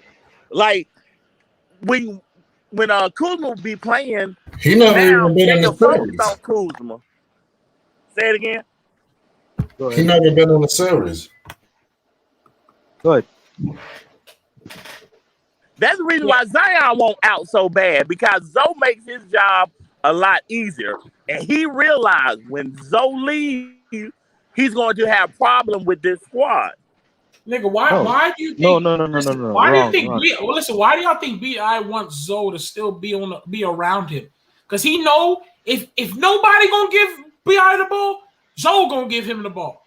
He knows that. That's why it's like it was the same thing with Kuzma. All Kuzma had to do was take Zoe to the side, be like, yo, feed me, bro. You know what I'm saying? Zoe like, bro, I got you. And that's how Zoe was. Here's the thing with Ingram and the Zion thing. You see, Ingram wants Zion is Zoe because it will make him feel a lot better. If you look at Ingram's stats when it was Lonzo's rookie year, you'd be like, damn. How is this guy doing good? Like, don't you think that he won most improved player just because Lonzo Ball was on the team? Then you bring in Kuzma, who had 18 points per game. It's just like funny. How you go from 18 points per game to 12 points in just 4 seasons? And to make matters worse, You were both drafted in the same draft class. One was seen as a bust, while you were not even seen as either. And it's so sad because, like I said, Lonzo changed his old jumper from his childhood, and just re, because before college went to the side of the head jumper, which to be honest, I don't think he should have changed it. It's just that the critics just think so hard of someone because they had a weird form. It's just like Giannis taking 45 years to shoot a free throw. We're also concerned about Giannis shooting 45 years to shoot a free throw, but we're not concerned about how good he is all around on defense, on offense, on all sides of the ball. We're so much concerned about, oh, Giannis take 45 years to shoot a free throw. And with the Ingram thing, Ingram and Lonzo thing, is just that Ingram and Zion. No, let me be real. Without Ingram came without before his Lonzo, We know that. We know without that. without Lonzo, Ingram became without for his Lonzo, let's be honest. Let's be honest. Without Lonzo, Zion will still be popular, but he will not be as popular as he was in rookie year because you know who throws in lobs, Lonzo Ball. Like even ball packers said it. Without Lonzo, you will not see those flashy lobs, him throwing lobs from half court. You will not see that from Zion because which point guard would give you what Lonzo gives you? Lonzo, they can replace Lonzo shooting, but they will never replace Lonzo passing. That's the thing the Pelicans are not getting, and that's why Zion wants Lonzo back because he knows Lonzo will make him famous again, like he was in his rookie year. That's not just it. See, there's no pressure on Zion because every time the Pelican lose or something go wrong, Bi Zoe. and Yep. and one car don't catch that pressure. It's always Zoe. Now that Yeah. Zoe Yep. now that Zoe leaving, all what happens to the Pelican is on them, Right. and that pressure is on them. Right. And I seen it all the time, bro. They would blame Zoe for every single thing. It was pissing me off. I'm like, bro, Zoe shot good. He didn't do nothing. He was 5 for 6. Nah, it was Zoe's fault. I'm like, wait, what? Because of what? And I remember a comment section literally said, "Oh, I'm blaming Zoe, even though it wasn't Zoe's fault. I just want to blame him." Like it's bad. This shit is bad, bro. And And they that's want why to I call think us delusional because we're defending Zoe and we know how important he is to an offense. I'm a ball But, family fan, so I don't just support Lonzo. I support all three of them. So the thing is that with all three of them, you also have to be realistic. I've known Lonzo's ability more than LaMelo's because with Lonzo, I know that he's not that. He's not gonna be a super duper star until he actually finds himself. And now that he's starting to find himself and know what he truly is, we don't even need to really worry about next year. We just need to worry about can he do what he does best without any restriction. Because y'all know, like all y'all Lonzo fans know, like us as Lonzo fans know, Lonzo has been restricted from day one. He has been trying to be forced to play a 3D role. Luke Walton failed, then you send him to Van Gundy. Van Gundy slightly succeeded. Just for Van Gundy to not realize that whenever they play Zoe's way and Zoe's style, they win more games. Uh-huh. Like I remember, I was watching this game. They were having a long lead when they were running fast, but the moment they were playing slow, they blew the lead in a matter of seconds. All right. Yo, son.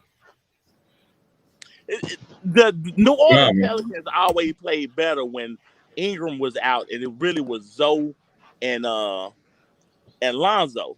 Just like with the Warrior You mean game. Zoe and Zion? Yeah, when Zoe and Zion was playing the Warriors because Ingram was out, you see how better they looked.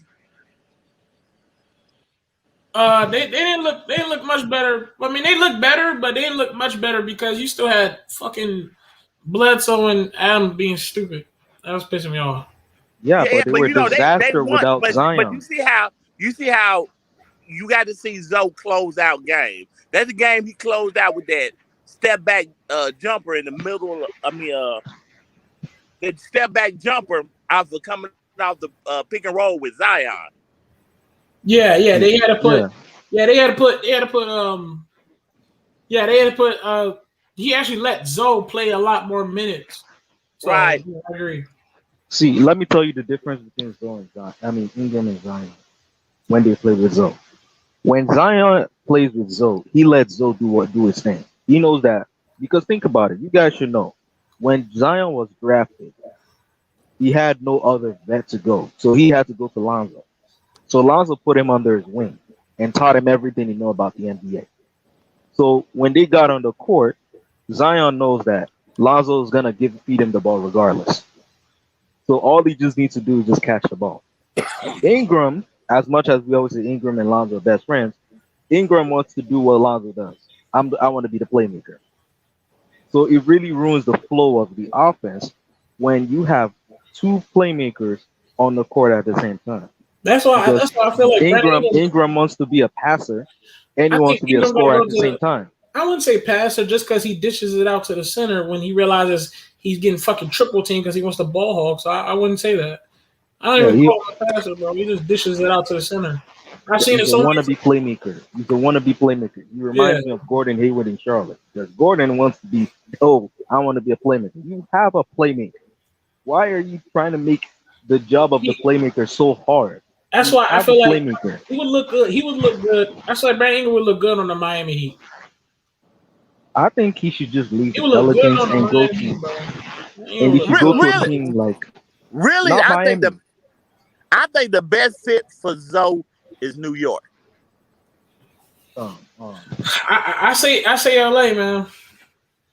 I agree. I agree, my guy. I think it's New York because not only do they play defense, but that defense will transfer over to easier baskets for everybody.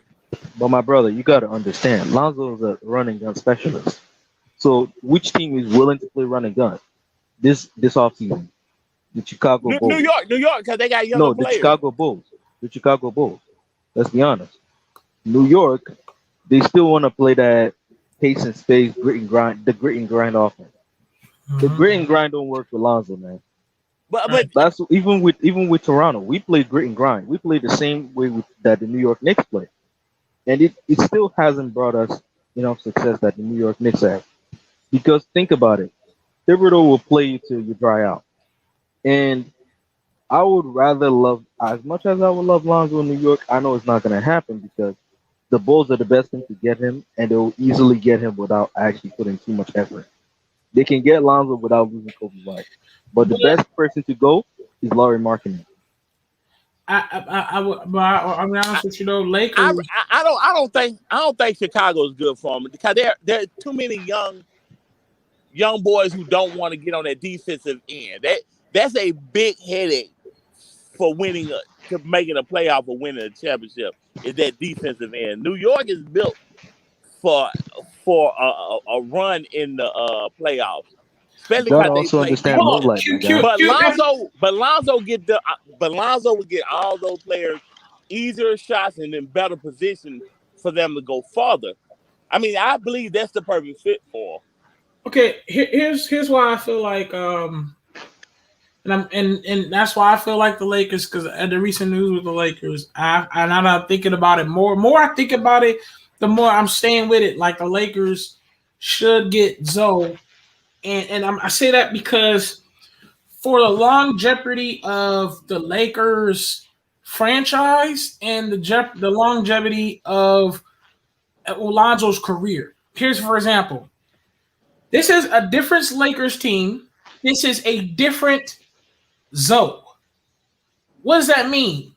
That means Zoe and LeBron already looked good. And that was with Zoe not hitting the amount of shots that people wanted him to hit. Now, imagine now he has 80 there, and he can now shoot those open shots that LeBron has gave him. And then here's the thing: LeBron got maybe 2 more years, 2 strong more years left. Actually, 4, 5, 6 years. Okay, all right. If that's what you think. So LeBron got a good 2, 3 strong years, and Lonzo's contract is going to end around Melo's contract going to end. you're talking all the Laker boys finally reunite home in LA where it was supposed to be in the first place, and they hold it down for the franchise with Lonzo, LaMelo, Leangelo, somebody else, and AD. Can y'all think about that? I don't disagree with you on the point because I had to go back and watch footage of him and Zoe, and they fit smooth. They fit like water together. Like for them to be able to play, because I was like, dang, I wonder why Zoe was scoring a lot more with LeBron, because he was getting so much easy basket. Easy. You already answered it for yourself. And LeBron ain't gonna be they were ridiculous easy. Bro, but LeBron was getting them same easy baskets too because of Zoe. Right. I remember Zoe. Remember that play where Zoe was running out of bounds? He did behind the back pass. Yeah. Without a touchdown bounce, and gave it to LeBron for an easy dunk. I was like, hey, that shit is smooth as hell. It's pretty. Especially Anthony Davis too. Yeah, I was watching him and LeBron work. Like he threw it to LeBron from half court. LeBron throws it to what's that dude that they make fun of all the time on Shaq and the Fool? McGee. He threw it up to McGee for the dunk. I mean, they worked it was so fluent together. It was a couple. I remember LeBron threw a couple lobs to Lonzo off the string. I was like, man, hey, he made the game easy for him. I understand that, but why I say I think New York is because that's one place where he'll go that's really just him. You know what I'm saying? I know we talk about Randall, but when Zoe get there, I was letting you talk the whole time, man. You talking gospel. You talking gospel to my ears. Continue. I mean, because Zoe completely changed that team, and when they talk about New York, they're going to talk about Lonzo. You get what I'm saying? Because Lonzo's whole game set will make everybody better. This is what I was dying laughing. Everybody who got paid that left the Lakers, their number went down by 8 or 10 points. And then you want to hear something funny? You want to hear something funny? Here's the thing. You ever notice that everybody that left Luke Walton, whenever he coaches them, they actually have a great season within 3 to 4 years? Like Lonzo, for example. He left Luke Walton. What did he do? He had a breakout season. But here's the question. The thing is that Frank Vogel is one of he's the most type of coach that I have. I don't want another football. No, we don't need you to play Lonzo at a 3 and D. Frank Vogel is another one, and with New York. Frank Vogel, no. Frank Vogel respects LeBron to the utmost. Well, there's a difference between respect and a kissing eyes. True. Yeah. Okay, so what I'm saying is, Frank Vogel, if LeBron goes to Frank Vogel like, hey, we got Zoe back on this fucking Lakers, and I'm sure Frank Vogel gonna let Zoe have plenty of minutes. It ain't like Luke Walton's situation where Luke had power. But my man Roro was right about the New York situation. To be honest with you, I ain't just talking BS. The Knicks is the best fit for him, man. I'm telling you, man. I don't know why people. See, here's the question with New York. You want to hear the question with New York, guys? I'm not gonna lie, like the Lakers wouldn't be a good fit for him, because it would be a good fit for him. But I want Zoe to stand out and shine. Right. I mean, because he'll be under. Don't get me wrong, they'll win, and I believe they can win a championship if Zoe goes to the Lakers. But if he go to New York, because New York really don't have a star. If he go to New York and shows out, he's going to be the biggest star. You get what I'm saying? Yeah. But the thing with New York is that it just that's the question. You see, I don't mind New York, but can Thibs let Lonzo be point guard and run his style? But see, you have to understand, Lonzo wants to run fast paced. But that's understand. They don't want to run that Chino Hills. But see, you gotta understand. You gotta understand. You gotta understand his play, right? Phil loves the defensive end, right? If you get on that defensive end and cause turnovers and get rebounds, he lets you run. He'll let you, because you gotta remember when Rose was healthy, he let Rose run up court, throw it up, go to the hole, and beat everybody up the floor. He don't mind the run. He wants that defensive end locked down though. That's a good point, man.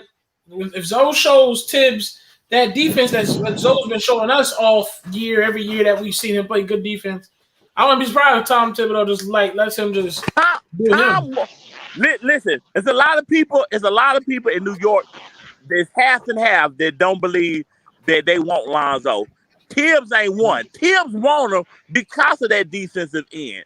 And because he knows him running that offense would get them boys easier baskets. Yeah. But here's the thing. I don't mind New York. But you know that Lonzo's biggest hater is a New York Knicks fan. Y'all know who I'm talking about. Y'all gotta know who I'm talking about. Stephen A. Smith. Thank you very much. Yeah, but he's anti-Lonzo, bro. But that's my whole point. If he's my biggest hater, you know what hurts his heart even worse is the fact if I take him to the playoffs and get him past the second round. You know how much they're gonna have to bite your tongue with all that junk you just said? Yeah, because you see, I don't mind Lonzo in New York, but the way the shit is going is more likely Chicago. But if I see Lonzo in the New York Knicks jersey, boy, I'll jubilate. Because here's the thing. New York just fits what Lonzo wants to do. But you want to do rapping? Go ahead. You want to do business? Go ahead. But my cousin just told me this morning that the reason why the 76ers are trying to get rid of Ben Simmons so fast is they trying to get his money off the books in order to bring another player in and Zoe. I don't think Zoe is going to Philly. Like, come on. Here's the thing with Philly. Hey, I would like to say, like, brother, you gotta understand Philly. I would like to say, I don't think Zoe's going to Philly, but Zoe with the 76ers would be fucking gratifying, amazing. Amazing. You're talking about Zoe can do whatever he wants, whatever he wants, and he has Joel and shooters around him, bro. Woo! What? Yeah, true. Now these are just rumors, but what I heard was that's the reason why Clutch them two agents are trying to hurry up and get him out of there so they can have the room and the board because they want his Zoe. That's low key where I want Lonzo to go, to be honest. I don't want Lonzo in Philly. No, think about it. Hold on, wait. If you care anything about Zoe's career, if you care anything about most player, most improved, Philly is the perfect. You're talking. Yeah, but what about Joel Embiid, Mr. Glass? Sorry. That's fine. That's where I'm talking about. Joel Embiid would love Zoe as a point guard because he not only because I remember so many times Joel Embiid got frustrated with Ben because Ben is not confident to shoot or anything. Ray, you want me to ask you a point? Bro, they're fast paced. They got shooters around him, and he got a stretch. He got a guy that can stretch the floor in Embiid, and that can drop you 40 points a game. And you're talking the 76ers will let Lonzo run the point guard? They could contend for the championship. That would be good. Since I haven't said anything. The Sixers is good, but here's the thing with the Sixers. It's not, you see, I just want a franchise that will trust Lonzo like they did Ben Simmons. Because, you see, the thing is, Ben Simmons hasn't scored. We all said that. Simmons needs to go to a team that is hard on him. Whereas Lonzo needs to go to a team that loves him for what he does. Because he already needs a coach that's hard on him, but he also needs a coach that believes in him. He needs a coach that does both. Whereas Simmons needs a coach that's just gonna give him that. But you gotta think about it. You gotta think about the coach that's in Philly. He gonna look at Lonzo Ball like a better Rondo, a better shooting Rondo. You have to understand, Philly wanted LaMelo. Also, like But Doc Rivers wanted LaMelo, but he didn't get LaMelo. What I want to say is, I think Lonzo, the difference between Rondo and Lonzo is, Rondo couldn't shoot really, but it was a different NBA. But Rondo was able to control a high-powered offense. They had KG, Paul Pierce, Ray Allen, all of them dudes. I mean, he had a nice little squad to run. Brother Tony, what's going on? Peace be unto you. What's up? Man, they just turned my light on with that Philadelphia proposal. Oh, already? Yeah, well, please, what's going on? Man, I think that's the perfect fit for Zoe. Perfect. That's perfect. Why? I'm gonna let Brother Tony kick in. Yeah, why? Because they have all the shooters that he needs. He can get them down the floor. He got some young legs with that Tobias and what's the other guy's name? Joel? Seth Curry. The power forward. Power forward is Tobias Harris. Yeah, the Tobias and what's the other guy's name? Shoot for. Danny Green, Seth Curry? Nah. It's I forgot his name. He was a rookie. I didn't even Smith? Nah, he played for Philly. Right, but they have the legs. They have the legs to get up and down the floor. Yo, I know who you're talking about too, y'all. Where the hell is my phone? Got the perfect pick and roll with Joel and B. Thibault or something, right? Right. Yeah. And they got the shooters. Thibault. Right. See the pick and roll with him and Ben wasn't good because everybody know Ben Simmons that wanted to drive. The pick and roll with him and Zoe is going to be hard to deal with because if you rotate on either one of them, Zoe gonna go ahead and kick it to them outside shooters. Yes, and MB on a pick and roll, MB can either drive on you off of that pick and roll, or he can shoot off that pick and roll. Zoe can drive on you with the pick and roll, or shoot off the pick and roll. The 76ers literally. I'm not saying he's going there, but I ain't gonna care if they put Zoe on that 76ers. You best believe that's a championship contender. With Zoe get to be whoever he gets to be, that's most improved. That's a most improved award already. I can tell. But still, what I'm saying is this: my hope is he go to New York because if he go to New York, he's gonna be a bigger star. But he's not. Can I haven't said that slow mo New York out of there. I don't understand that one. But they won't be slow mo with Kyle Lowry, my guy. No, I wants Kyle Lowry. Who's faster? People don't understand. Zoe or People don't understand. They like to play defense in New York, and playing defense in New York leads to easier baskets because you have a point guard who will get it up the floor faster for boys with easier baskets. Philly play defense. They do. That's how they get a bunch of turnovers with Ben Simmons being able to get it up the floor faster. And the thing with Philly is that when Ben Simmons is like a 4 versus 5 game, because Philly, whenever they ran with Ben Simmons, it's like Ben Simmons had that mental block. Like, oh shit, I gotta pass to this guy. You can boom on that little man. Hold up, let me tell you something. Even asshole Stan said, there's no person in the league that can make a transition move better than Zoe can. Yep. That's why I feel like whatever team he goes to, your tempo's going to go faster just for the fact that what Zoe does. Y'all can be talking about the slow pace shit. It don't matter how slow you are. Zoe gonna make it go a little faster. So he if you I'm still asking.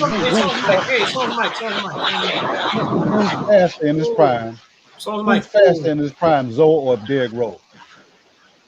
Somebody watching the Eagles or something? Yeah, mute your mic. I'm sorry, I didn't hear you. What did you say? I said, who's faster in his prime, Zoe or Derrick Rose? Zoe. Derrick Rose. I'm gonna give it to Derrick Rose. Okay, so we haven't seen Zoe. We haven't seen Zoe in his top speed yet. So and Zoe no, Zoe fast. Zoe ain't it's still Derrick Rose. It's still Derrick Rose. Regardless, Derrick Rose in his prime, right? But he never went over 23 in pace with Derrick Rose. But you gotta think about it this too. You're not, but Derrick Rose was never hooked. Man, this is a new improved Tom Thibodeau. But Derrick Rose never can make a transition better than Zoe. The difference between Derrick Rose. Oh, go ahead. My bad. Go ahead. You got it. The difference Derrick between Rose was the Derrick fastest Rose, man in the league. No. The difference between Derrick Rose and Zoe is Derrick Rose want to run up court fast to lay it up. Lonzo gonna pass that ball faster to get it up court in order to score. That's two different things. True. That's two different things. That's Who is he what gonna pass it to if the team is not running? Bro, my God. They gonna run. Ain't no way they're not gonna run. Y'all dealing with a hypothetical. Tibbs has never done that, and he had the fastest team in the league, and he never did it with the fastest team in the league. Hold up, you're thinking about you're thinking about pace as in speed and running. We're not talking about that. Zoe is a guy who transitions the ball up the court. Fast. Right. So for example, LeBron didn't run the court, but guess who was standing because he didn't want to get back on defense, and Lonzo will grab the rebound on defense and shoot it up the court, and the pace went up. Right. Okay. Everybody else was running fast, but the pace went up because he transitioned the ball up the court. I asked you this question before. I said, show me one highlight where he did that with Randall. One. Just show me one highlight. Hold up. Yeah, it's plenty of highlights with him and Randall doing that because he used to play on the Lakers. Put the link in the chat. Baskets because of that. Hey, put the link in the chat. Show me one highlight where he did it with Randall. All right, while you guys do that, right? Can I just talk about Philly for a little bit? I think that it would just be an amazing Hey, hold on, with Lonzo. Yeah, Lonzo. If you literally take Ben Simmons out, the same team, and you just add Lonzo instead, bro, that team is a contender for a championship. Yo, you gotta understand that Ben Simmons leaving can open the way for Kyle Lowry, and I don't want to see Kyle Lowry in there because I'd rather see Kyle Lowry better stay in Toronto. But here's the thing: with Philly wants Kyle Lowry. Yeah, but this is just a hypothetical situation. As much as I want Lonzo in Philly because he'll get to do whatever he wants, the problem is that it's what the organization wants. So it's like, should they go? I would rather say they should go after Lonzo because he does what Ben Simmons do and does it better. Right. So and the thing is that it's the organization. So Doc Rivers wanted LaMelo. You gotta understand. So Lonzo can be that replacement. But the thing that I want you guys to really look at though, Simmons, since he's been in the league, has the highest assist rate to 3-point shooters in the entire league, right? Ben Simmons and Lonzo are basically similar players, just that one shoots and one doesn't. One goes to the lane and one shoots, right? Lonzo can find these players in transition and they can play a little bit faster. And one thing we know about Lonzo since high school to college coming straight up is that he needs 3-point shooters around him. And I'm saying that if you literally just take Ben Simmons, this is just a hypothetical situation. If you take Ben Simmons out that team and plug Lonzo in, I'm telling you that team would feast, not just in the regular season, but in the playoffs. And that's why it would just be a great match because Zoe would then be that star. Let me read up Lonzo's draft report for you. I agree. Lonzo's draft report says, for Lonzo to succeed in the pros, in the NBA, he needs someone that can create for themselves and others. Basically, he needs a shot creator alongside him. Remember with Drew Holiday, it did work out until the bubble. Then you move now, you don't have Drew Holiday. You're dealing with Steven Adams and Eric Bledsoe, freezing body as Bledsoe. You're dealing with that. So it's like, well, you have to deal with someone that's not that good as a creator. So this time with the Sixers, we will have creators. We have Joel Embiid, who can create for himself and others. He has Seth Curry. He has Tobias Harris. He has Danny Green. But in New York, it's like the only person that can do that is Julius Randle. And you have a coach that reminds me of Van Gundy, but not much of Van Gundy in this. So that's another question. I agree. And Tibbs is a horrible match for Zoe. Hold on. No. I said the same thing about Van Gundy before the season started. It's a horrible match because his style of play. Okay. The 76ers, okay. You've been a lot of saying that they're not the team right now that's like, oh, I want Zoe. I agree with that. But you gotta understand, just for the fact that, like you said, Doc Rivers wanted Melo, and you get a Zoe, that means Doc Rivers has a high chance of going with Zoe. And you gotta also understand, yes, we couldn't get Kyle Lowry, we couldn't get Damian Lillard, but now we have Zoe, and we're a team who allows the point guard to do what they want. And you're telling me we wouldn't want that to happen because the Sixers give Lonzo full throttle, full 100% to do what he wants, with the fact that he has help with Danny Green, Seth Curry, Tobias Harris, and Joel Embiid? What? That is a most improved player off the rip. Yeah, but I'm not saying they're not on the table. That's the thing. Like, the Sixers are not on Lonzo's option. So true, but if he ends up on the 76ers, that's going to be the best okay. ever. Okay, I would like the Clippers too. Hold on, because I brought it up. I'm gonna explain what was told to me. What was told to me is, Clutch Sports deal with Ben Simmons, right? And that the 76ers had back talk with them about if they trade Ben Simmons, can they get work out a deal with getting Lonzo Ball? Sounds great to me. They gotta replace Ben Simmons. Here's the thing with the Sixers: if they want to get Lonzo, they have to make him a starter. They have to make him a starter. He is. He would be a starter. I mean, yeah, he's definitely a starter. Why would they not?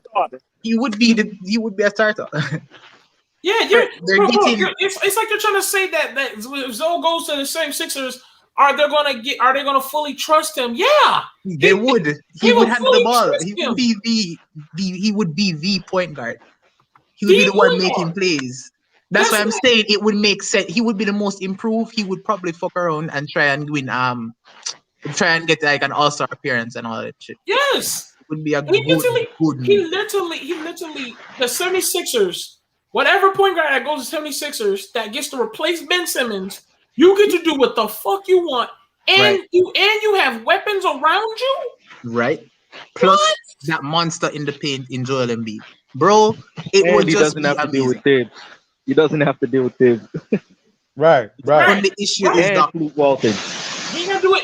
He gotta be. Listen, hold up. And he gets a coach in Doc Rivers who love the way Melo plays, and Zoe has some type of characteristics from Melo that Doc Rivers is gonna like. You're telling me Doc Rivers ain't gonna let Zoe make these boys run? Oh, they better get ready to run. I can see it right now. Get up on the floor. On the reality. You gotta focus on the reality, man. Yeah. We have to put. Realistically, it may not happen. It's like a 2% chance of it happening. But yeah. Right, it's gonna be hard for them to get rid of Ben Simmons with that contract. Right. Not really. I don't think so. I think Ben Simmons' value is still high. I really do think his value is still high. Not just we talking about getting rid of the contract and still have money in order to bring Zoe in. Okay. I feel it. Yeah. Because the trades that would happen would have to match the contract. And all that. Would have to make it trade for CJ McCollum. Yeah, but Philly is already they're already one of the top pace teams as far as pace. I think they're in top 10.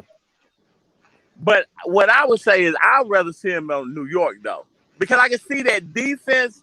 I can see him on the defensive end with New York. And I can see him making them boys even better on the offensive part. Right. Getting them easier baskets to score. And they got shooters. You know what I'm talking about? They just ain't got nobody to get them in their spots to be able to score. Right. So why would you want to put him on the slowest team in the league? Noel. Because they wouldn't be slow anymore. Because they have a so point how guard much if you take the slowest team in the league, I got a question. How much faster? I'm right here, y'all. I'm listening. Knicks wasn't the slowest thing. I think they'll be end up being like second or third fastest. Wait. The Knicks wasn't the slowest, was it? They were the slowest team in the league. He's always been the slowest. Now you telling me he'll be the fastest? No. Who you talking about? Who you talking about? Julius Randle? New York is the slowest team in the league. Yes, Tony, I got a question for you. Yes, okay, but in pace, Lonzo would speed up their pace. Especially, listen, this is what people don't understand. That defensive end will speed up the offensive pace because that transition from that defense to that offense gets score points. That's like when he was with his brothers. They really played defense, got turnovers because it got them back on the offensive end. That doesn't add up. They were one of the top 3 defensive teams in the league, but they were the slowest. But see, you're talking about it as if you had passers on that court. Listen here, I'm not gonna run up no flow if I'm waiting on you to dribble all day and then lay it up. But I will run if I know you gonna throw it. Do you get it? Facts. Rose. Because you always bring up Rose, and Rose would run up the court. Zoe's going to pass up the court with full speed after he just got a steal. So you got listen. Once they steal the ball, they gonna throw it to Zoe. As soon as he throw it to Zoe, everybody's gone because everybody want to score. Everybody want that easy basket. How many people on the panel know who Bobby Knight is? Bobby Knight? Yeah. No, I don't know his name. Okay, but Bobby Knight was the king of methodical offense. Isaiah Thomas played for him in college. He was the king of methodical. He's the best friends with Pop and all these type of guys. Yeah, he was also an asshole. You telling me Tibbs going to be one of the top fastest teams in the league as far as pace is just like telling me Bobby Knight was going to be there. They not cut from that cloth, man. Let's not you also got to understand, in the half court. Tony, here's the thing with the Lonzo. Like, would you rather see this man in the Clippers this is what I don't, or Knicks or Bulls? Say it again. Would you rather see Lonzo in the Knicks, Clippers, or Bulls? Because that's the team on the table for Lonzo. Knicks, Clippers, or Bulls? I would rather see him on the Bulls because of the style of play. I agree. I don't. Style of play. I think that'd be the worst thing to happen to him. Bulls, but Clippers are contender. He would definitely be an all-star with the Bulls. I doubt that seriously. No. Here's my thing with here's my issue with the Bulls, bro. And I said it before. I would love Zoe on the Bulls, I guess, because the Zach LaVine and Zoe. But at the same time, what does the Bulls bench look like? And how far do you see those guys really pushing in that playoffs? That's my issues with them. But I asked the Bulls guy, and all he said was, I asked him, like, yo, who's your bench? And I just got reports that Theus off of the Bulls is leaving, or he wants to leave. So my thing is, who's on the bench other than Kobe White on the Bulls? Zoe always take mediocre players and make them good, so it doesn't matter.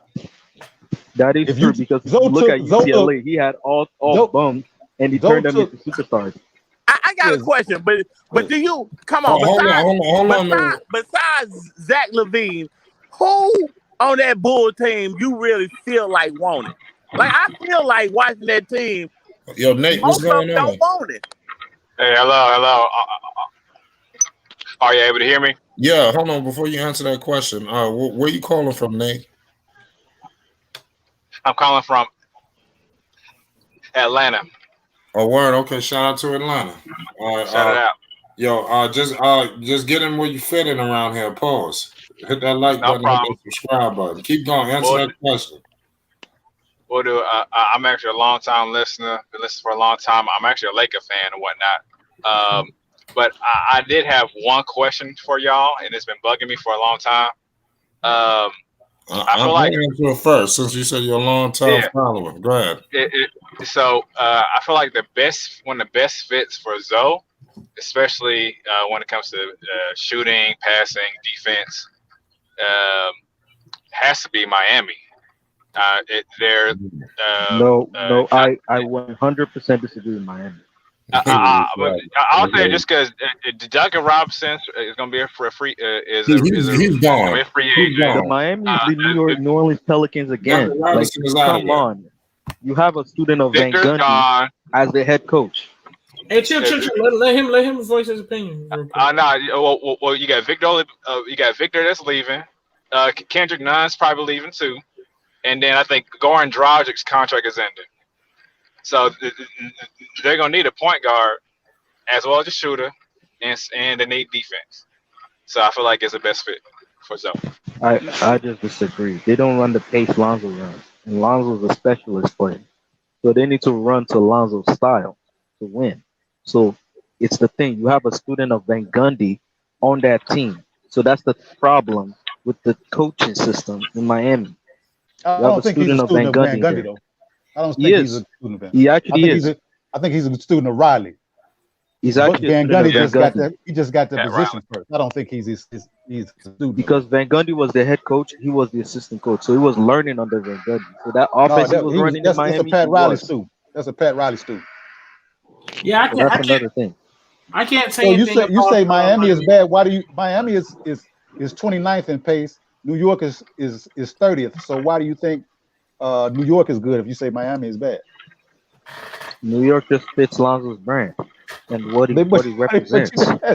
You just said Miami is too slow.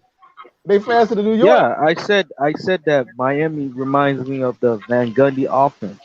That's the thing. Like, I don't want to see the coach running that Van Gundy style. That's the thing. Like, because he don't run Van Gundy. He's a Pat Riley project, and Pat Riley comes from Showtime Lakers. Okay. Yeah, the Heat, yeah. Because Lonzo's Miami can work. Wait I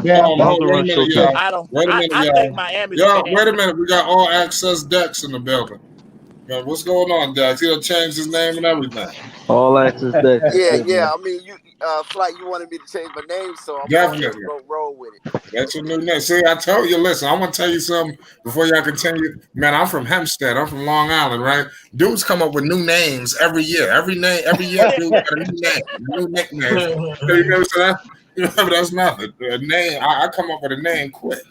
Yeah. Well, I wanted to address Brother Tone because he said something kind of interesting as far as Lonzo will make the All-Star as a guard for the Chicago Bulls.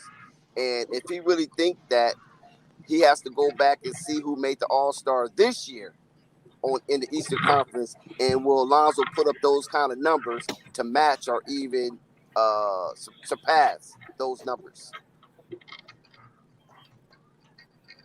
Yes, he'll replace the Sixers point guard.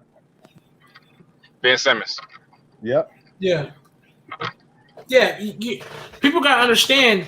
Philly was running had Ben Simmons playing point guard, and the point guard was the start of the 76ers, whether you like it or not. If Zoe replaces Ben Simmons, you're talking about a guy that can construct the offense with Joel Embiid and can shoot. And because Ben Simmons couldn't, you're telling me that Doc Rivers likes Melo style of gameplay, and Doc Rivers can say what he wants. Doc Rivers saw what Zoe did to them Clippers when Zoe came to town. So I'm just keeping it a band. Doc Rivers gonna respect Zoe. You best believe that. Ray, Zoe over there. Ray, go ahead. Remember, Ben Simmons was in the running for Defensive Player of the Year when he was selected to the All-Star. Right.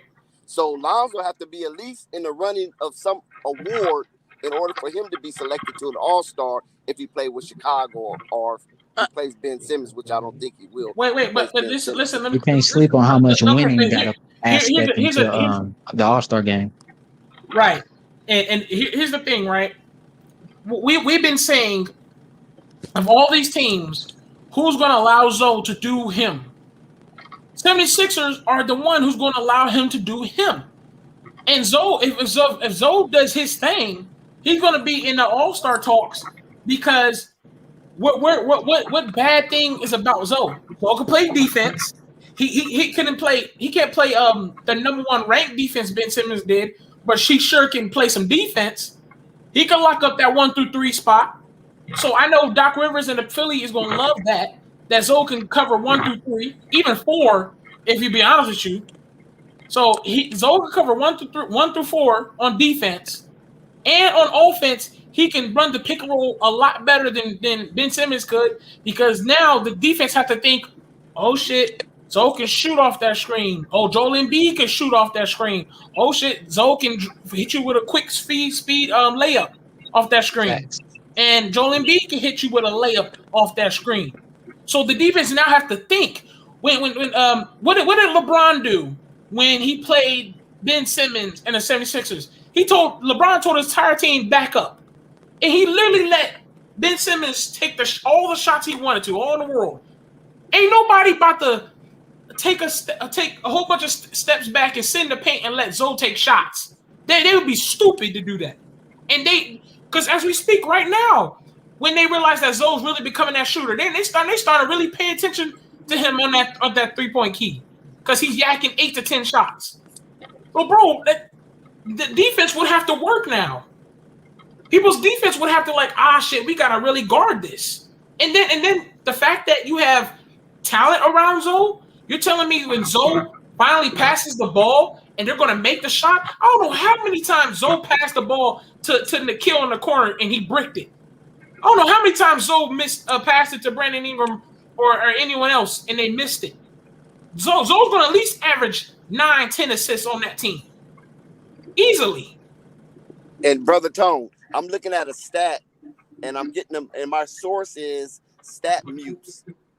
And it says the fastest teams per game this season is number 1, Boston, number 2, New York, number 3, Golden State, number 4, Detroit, number 5, you must Los Angeles Lakers, no. 6, Sacramento Kings, number 7, Philadelphia 76ers, number 8, Atlanta Hawks, number 9, Washington Wizards, and number 10, the Chicago Bulls. No, you said who was number 1 in pace? They got Boston Celtics. And what's the pace they have them at? They have per game. You sure that's the right 44? They get 44.3 shots per game. No, that's not the fastest, man. I think we sleeping on Zoe. Oh no, excuse me. The average. No, they average 88.9 shots per game. Field goal attempts, 88.9 per game, and that's the fastest. And the Knicks is number 2 with 86.5. No, but that's not pace. That's what pace. It says here. And that's the title. So the Knicks get up. Okay, but even though if you want to disagree with the statisticians up here, the Knicks get up 86.5 shots a game, and that's second only to Boston. And the Golden State Warriors is behind. No, you can get. No, that's not pace, because you can get multiple offensive rebounds. Pace is number of possessions per game, not number of shots, but number of possessions. Okay, let me see if I can find that. Well, it don't have number. Oh, wait, hold up. Okay, hold up. Listen, y'all. Hold up. Zoe is a different player as well, though. If he go, hold on. Listen, hold on. Yes, he can do. Yes, he wants to ultimately do pace, but don't get it twisted. Zoe has evolved his game to where if it ain't pace, he can play just as good at the half court. I forgot about that. And if you put him in a solid squad like the Knicks or the Clippers or Lakers, somebody who with an established team and an established system and the right coach, I think he's gonna succeed. If it's a fast pace, we know that'll probably be his best. But you know what, I think he's still gonna look good in the slow pace team. The average possession per game for the Knicks is 21.4, and that is the lowest. Right. Hey, but this is my thing with Zoe. This is how I got him ranking for next year as an All-Star. If he plays in New York, I got him averaging 20 points a game with 6 to 7 assists with about 4 to 5 rebounds. If he play in Philly, I got him averaging 23 points with 8 to 9 assists with about 5 rebounds. Okay, stop tripping. He ain't gonna get 23. But He ain't even if gonna he's get 23 15, 5 and 5 plus, No, no, no. and you on a winning team But that's playing top beside, 5, that's what I'm usually doing, no, get what you I'm in the doing is All-Star game. what I'm doing is I'm adding 4 to 5 easier points playing beside Embiid because they're going to double down. They're going to get him 2 to 3 easier outside shots, right? So he averaged 15 points this year. So you add that extra No, 6 points, it's like 21. Zoe's not a 20 points per game Hold guy. on, You hold on. understand his play But style. hold on. But Is Zoe those never not? played. Zoe ain't never played with You can nobody get to 18 who though. That's who right could there. give him Regardless them of who he open plays shots with. like that either. Regardless Hold of who he plays with. Y'all confusing. Y'all Go ahead. confusing getting 20 versus averaging 20.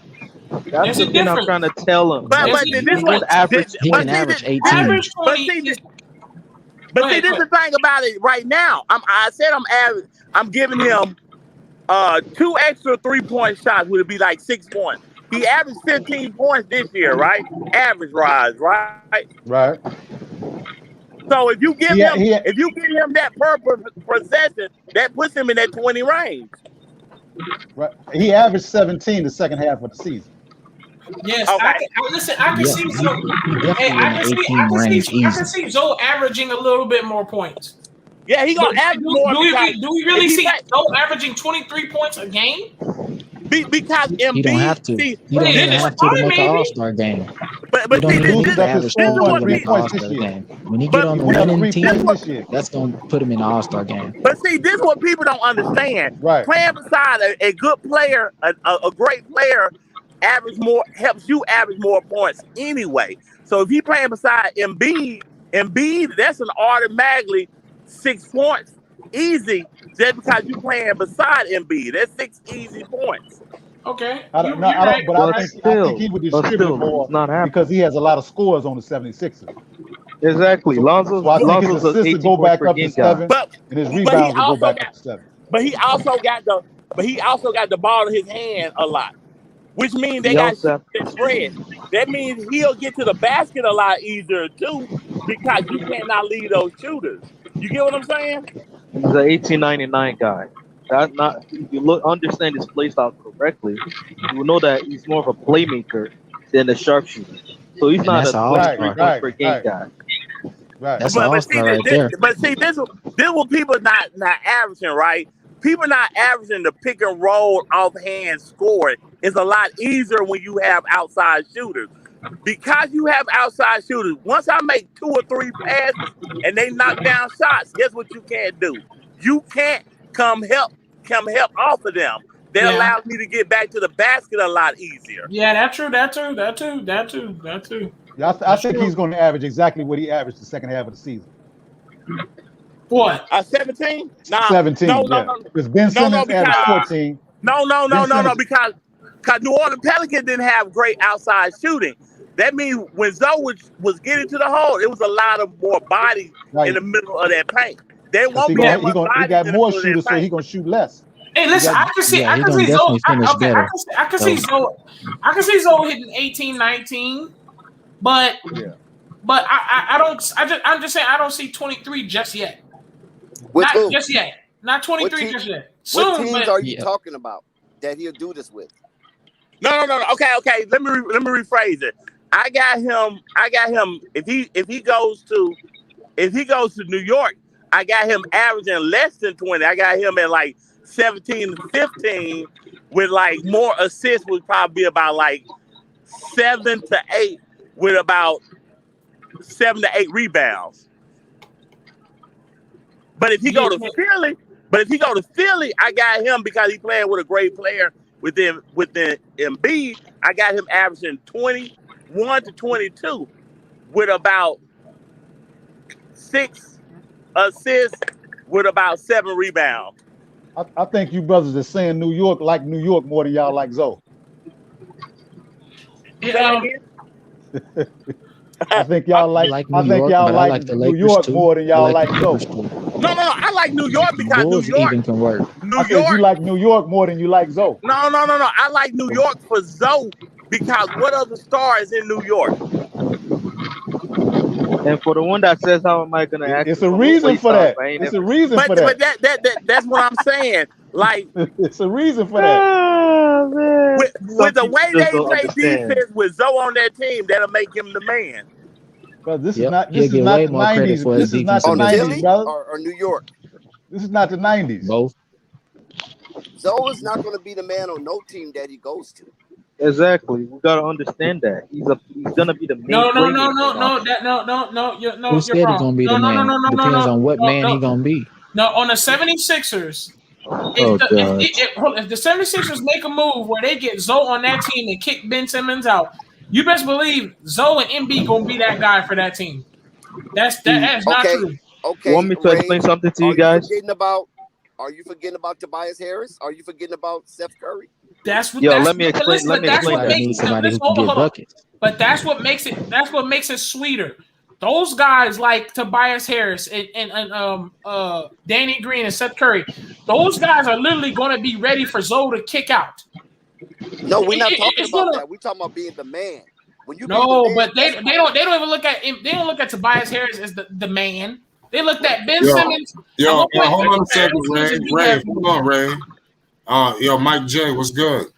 No, don't add him. I know who that is. Don't add him. What's wrong with him? Don't add him. I know who that is. Fine. Go ahead, kick him out. I already know who that is.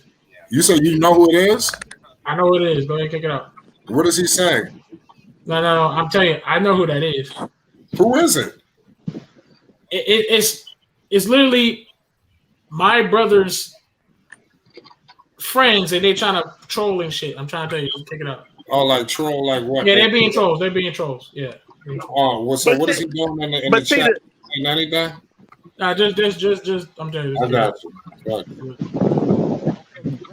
And for the person that says, "How am I gonna access Lonzo's playstyle if I ever seen it?" I've been watching Lonzo from Chino Hills, so you can't tell me how am I gonna access his playstyle. Literally, Lonzo's playstyle is a pure playmaker. Like that's his thing. So you're gonna tell me that someone that's a playmaker is gonna average 23 when I've not even seen a playmaker. Even CP3, I've not even seen average 20. Like, come on, let's be honest now. Lonzo, I think he's an 18 points max type of guy because he's not gonna be the guy scoring all the points. He's a distributor. So if you're gonna tell me a distributor is all of a sudden gonna average 20, 23, all of a sudden. Like, I think he can get 20 for a season, though. One time in his career, he for sure can get 20. I'm talking even for a season. Yeah, I don't see him doing 20 and 22 and 23. I see him 18 and 19. I can see 20 for at least one time in his career. Because if he can average 15, if he can average 15 on that ugly Pelicans, he could get 18, bro. Another thing Matthew Johnson did it. He can do it. No, another thing people should understand is that the NBA is totally different from high school. In high school, Lonzo can average 20, 30 plus because the defensive coverage is less harder than in the NBA. In the NBA, you have more traps on you. Understand that, like 20 plus is easier in high school because of the defense. We understand not that. as strong. We want to know where Lonzo's going to average these big numbers at. What team? That's another question. I'm saying that he's a playmaker. That's the thing. Like, he's not a 20-plus guy. If you're watching from college, you know what I'm saying? Even high school, you know what I'm saying? Like, he's just not he's more of a playmaker. He can do it he can do it with the Hornets. He can do it with the Bulls. He can do it with the Sixers. He's not going to do it with the Sixers. He's not going to do it. Get off of that. That's unrealistic. You said no. He can do it. Hold on. To me, it really don't matter if he average 20, as long as he gets a winning organization. Him going to the 76ers is unrealistic. Bro, him going to the 76ers is unrealistic. But if he actually goes there, him dropping numbers is not unrealistic, bro. He can flourish really good in that team. Really good. I'm not saying he couldn't fit. I'm saying he won't be dropping no big numbers when you got Embiid, you got to feed Embiid, you got to feed Tobias Harris, and you have to feed Steph Curry. That's fine, though. Hold on. Magic did it. Did y'all hold on, wait. Showtime. That's why he did it. Did they say the same thing about Simmons? Hold on. Did they say the same thing about Simmons? No, they didn't. All they're doing is replacing Simmons with a person who can fit the offense better than Simmons. You're acting like as if we're just grabbing a person and you're gonna get your credit when you win. They're replacing Ben Simmons with a guy who can do more. Simmons can only do one thing: get to the basket. Zoe can get to the basket, hit the mid-range, hit the three, pass the ball. You get what I'm saying? Yo, Rave, hang on a second, dog. Yo, Heat fan for life. What's good? Yo, Rave, hang on a second. Yo, Heat fan for life. What up? Yo, Rave, you know that dude? Nah, I don't know. He probably Lonzo doesn't average 20. You know, when we get to this level, new team, don't be disappointed. I'm saying it. Next level. We're going I don't know nothing about that. You don't think he can average 3 more points than he did during the second half of the season? I think he can. I just say that because of the way he plays, like if you understand how Lonzo plays, like you would understand that it's more of a. You see that he plays like a Jason Kidd-like player or John Stockton. Like he's not a guy that will give you a super match point, but the impact that you will have is going to be very significant on any true. team. But he averaged 17 second half of the season. That's only 3 more points. Yeah. And I feel like no, I'm saying 17 is reachable. But he averaged. I'm saying that 20 is not. That's only 3 more points. Not 3 more points is out of the range. I'm saying 17 is reachable. But he averaged. I'm saying that 20 is not. That's only 3 more points. 3 more points is out of the range. I'm saying 17 is. Hey, hold on. Wait, hold on. Who got that mic muted? We can echo. Who's saying that echo? Who's doing that? So you say 3 more points is out of the range? It's only 3 more points. Well. I think 3 more points is reachable. It's more than 3 points. It's more than 3 more points. 3 more points is 20. No, it's more than 3 points because he averaged 15. No, he said he averaged 17 on the second team. Yeah, second half of the season. You going by the second half? We going by averages, aren't we? I'm going to say this: like, the first y'all don't see 20 or 20 plus next season, don't be disappointed. That's all. Lonzo Ball can average that with the Bulls, yes. He can average that with the Hornets, yes. But any team outside of that that's looking for Lonzo, I don't think so. Because they're looking for him to distribute and get buckets, but Lonzo's not a bucket getter. You got to understand that about his game. He's not That's what I'm saying. He can get buckets, but he's not a bucket getter. That's what I'm saying the whole time. I agree, and that's fine. But those that's what teams, I'm saying, that he's a distributor. But those teams are that's interested in Lonzo want him for distributing. That's true. But I'm saying that's why we bring up the Sixers. I'm saying all they're doing is replacing Simmons and what Simmons did, and Zoe can do more than Simmons. You get what I'm saying? So Simmons, it ain't gonna be just distributing. He's gonna be making Zoe hit the mid range, hit the threes and all. So he can get those numbers on the Sixers, and y'all trying to say he can't. That don't make sense. I'm saying he can't. Nobody else is saying that. I know he's not going to get it because Lonzo is the type of player whoever wasn't getting points while Ben Simmons was there will be getting points when Lonzo's there. Okay, so him and Ben Simmons average the same amount, 14 points. So all Zoe would have to do is hit 2 threes. Thank you. And Simmons don't shoot. And Simmons don't shoot. Now imagine Zoe Lonzo don't drive. What? Driving to the rack. What? Consistently. We talking about consistently. Not here. No, Zoe's working on that this offseason. That's why he's gonna be ready. Well, we don't know that until we see it. Yes, bro. He's in the It doesn't matter. Have you watched the Instagram? Have you watched the Instagram images? I've seen it. Okay, he's working his off the pick and roll screens. But listen, he literally does a pick and roll on the footage, and he goes for a dunk. You talking projection? I'm talking about actuality. We don't know it until we see it. Hold on. Exactly. That's another thing.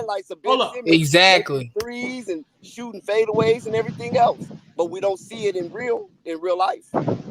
But we can say if we're gonna do that, we can say that about every. We can say that about every team. Don't get offended if I say Lonzo is not every team, bro. The distributor and not if you say that, you got to keep it in a context of a projection. Don't keep it in the context of an actuality because it haven't been done yet. Hold on, I'm going. I am going by projection. What has been done? Thing we know that. What has been done is he averaged the exact same team amount as the person he's replacing. So you don't think he can hit 2 more threes? Thank you. Ben Simmons literally had the chance to hit like multiple threes. Multiple. Zoe, if he has the chance to hit multiple threes, you don't think he's going to do way better on his 76ers? No. He definitely hit 20 multiple times. I can tell you that. What? Rave, you're out of control because how many times have we seen Zoe on the Pelicans not shooting when he should shoot? Okay? Bro. But then there was some games where he shot and they said he shot him out the game. So they didn't forget that. I know, but the only reason why he was shooting that way because he wasn't shooting prior to that, so he tried to compensate. This year, he was hurt. He was hurt prior to that.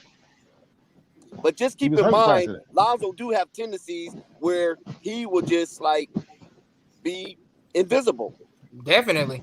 So if he's invisible, hold on one second. If he's invisible for a Pelican team who had a brief run towards the playoffs, how do you think he's going to be with a championship contender team who's expected to go the distance? You're talking as if he's tells him what his role is. I think it's going to change because we knew he got moved to the off guard position in the Pelicans. Absolutely. So if it's a team now we talking facts. Okay. Right. Like Stan Van Gundy's not going with him. He's a playmaker. Right. Like someone is gonna pass. He's gonna pass to someone to get the shot. So you think someone that he's gonna go to a place where he's gonna pass up to score and just let him score, and he's just gonna be scoring all the points? Come on, man.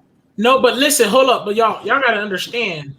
Zoe has what are we seeing about Zoe's confidence coming at the end of the year? His confidence has increased. Now, drop 20 easy. But listen. That's why he's using this great off season. This is one of his longest off season, and it's only his second.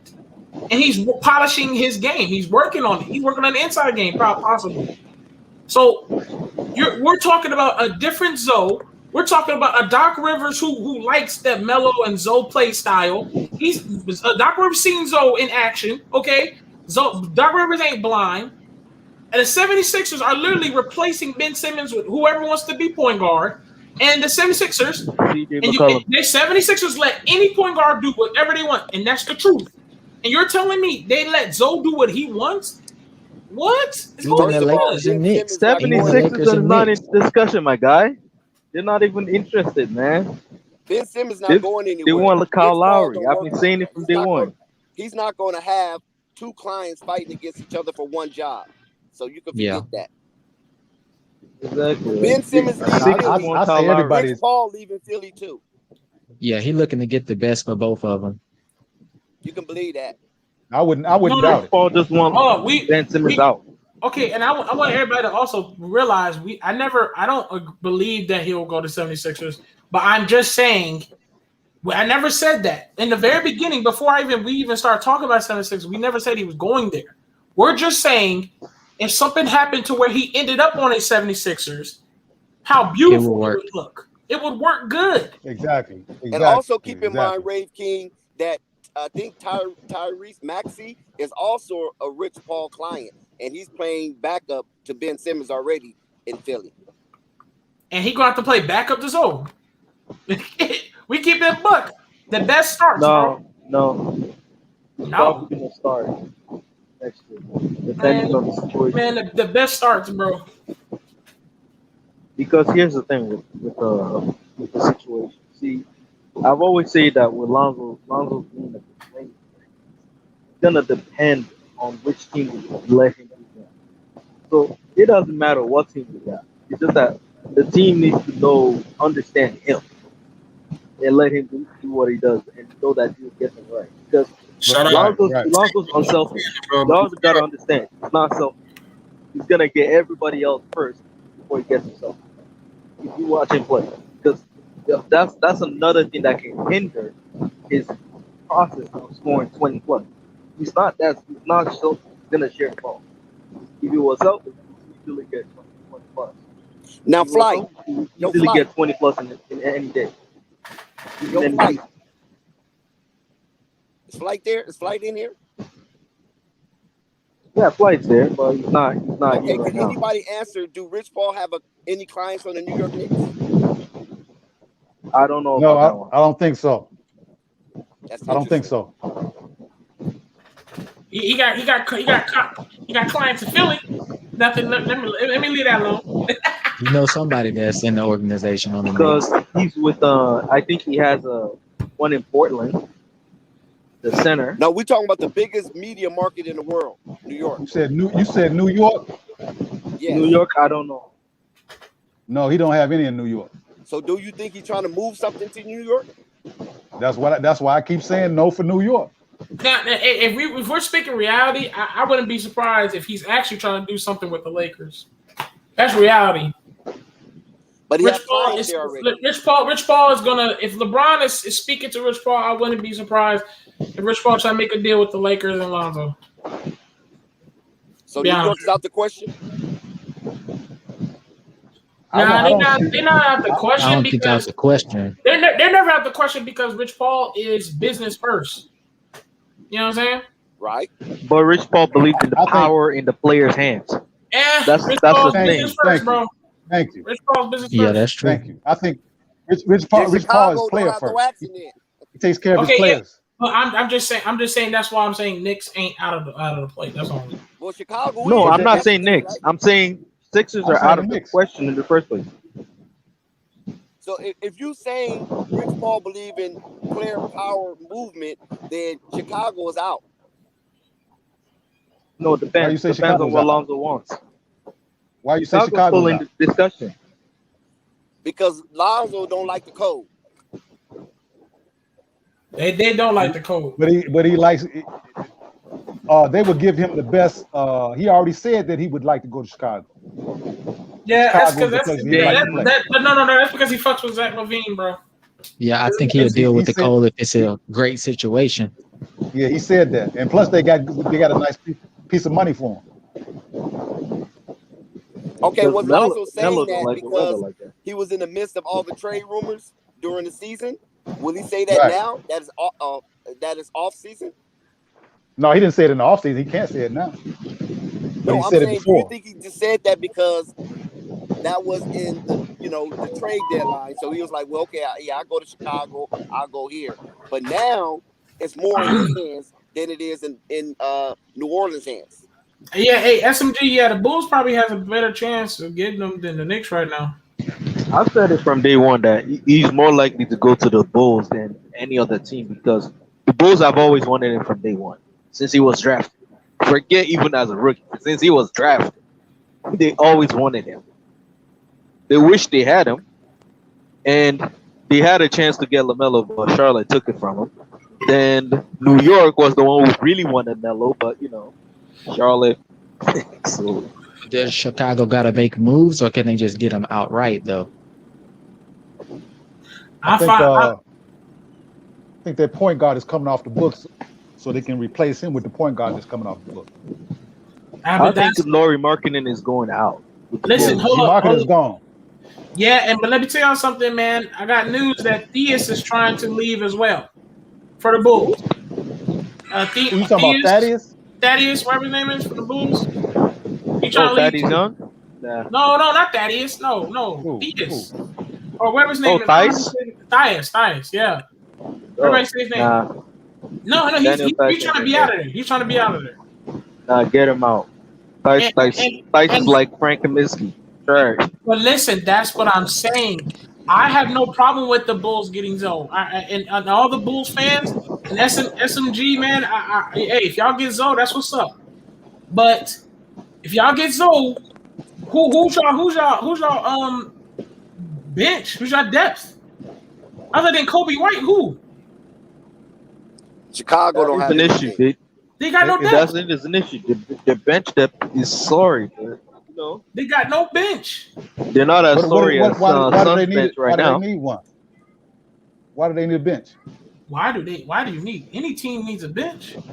They need bench depth because at least a couple bench pieces. is important in playoff time because you need bench to really provide scoring, especially when the starters rest. Starters like Lonzo, for example, let's look at Chicago. Chicago, for example, if they go to the playoffs, when Lonzo goes to rest, who's apart from Kobe White, who's gonna do his job efficiently, and who's gonna help the guys on the bench provide scoring like defense and all that stuff? That's the thing the Bulls need to worry about. They need Lonzo and they need bench depth. They had Thaddeus. Okay, name the starting lineup for the Bulls. If Zoe go to Bulls, name the starting lineup. Okay, let me name it. It's point guard, Lonzo Ball. Shooting guard, Zach LaVine. A small forward, maybe Otto Porter Jr. I don't know. Power forward. That's a question. Otto Porter's a free agent. Center, Nikola Vucevic. Otto Porter's a free agent. Yeah, small forward is also a question. So they have a lot of questions. Shooting forward. Baby Kyrie is a shooting forward. So you got what they call it, the baby glove? Wait, you said small forward, right? Yeah, what's the baby glove for Bulls? Oh yeah, Patrick Williams. Young Kawhi. Kawhi, right? So for the Bulls, we got a question at small forward, and we got questions all over the bench. No, they have a small forward. They have a question at power forward.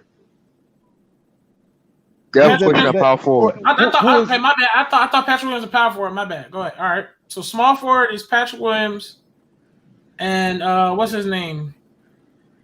Power forward is the question. Center is Nikola Vucevic. Thaddeus Young and Vucevic, whatever his name is. I don't think the power forward is a question. Who is that? No, because the power forward is a free agent. Thaddeus Young is power forward, right? No, it was Laurie Markkinen. So now that's he's been traded. He's been traded. That's why I didn't put him in there. Okay, I'm talking about if Zoe goes there. If Zoe goes there. Power forward. What about Dice? They got Dice. Yes. Dice is leaving too. Dice is going bye-bye. Let me address Brother Tone. Dice is leaving. Brother Tone, you there? Yes, sir. Okay, brother. You talked about the Knicks being the slowest team in the NBA, right? As far as pace. Right. Okay. And out of the 31 teams, Chicago is ranked 15th. So why would that be such a advantage for Lonzo to go there if they in the middle of the pack? Because they run. They just don't have a point guard.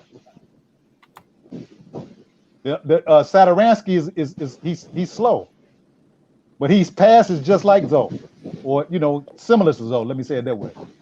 Oh wait, he's a Saturansky. How tall is Saturansky again? He might be 6'7".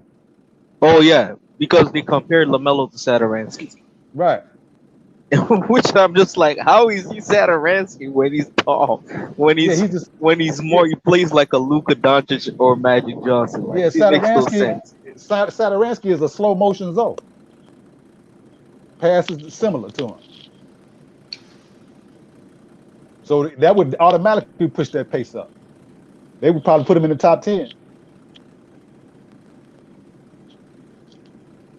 Yeah, maybe he's just saying it's not a huge difference in pace. No, I think I think he's just saying something different. Can you explain it clearly, Brother Tony? About what? About what you just said. No, I'm in Dex. No, Saturansky plays similar to Zoe, but he's just slow. He's slower foot. He's a flashy passer. He can shoot. He's just like Zoe, but he's just slow. Oh, okay. They took him and replaced him for Kobe White, or vice versa. So Zoe would automatically fill that spot and pick that pace up. Probably put him in the top. Because here's the thing with the Knicks and the Bulls, they both need a starting point guard. Because Alfred Payton sucks on the offensive end. It's kind of like the Ben Simmons situation. Then you have to deal with the Bulls would really make good use of it because Satoransky is just he's such a question mark. He's a good backup. But that's another thing. If Tibbs had any mentality whatsoever to run, he would have used RJ Barrett at point guard and ran that thing. I agree because he's a slow motion coach. He's always been that way. He coaches like he's in the 90s. He thinks he's going to win a championship with defense. That's over.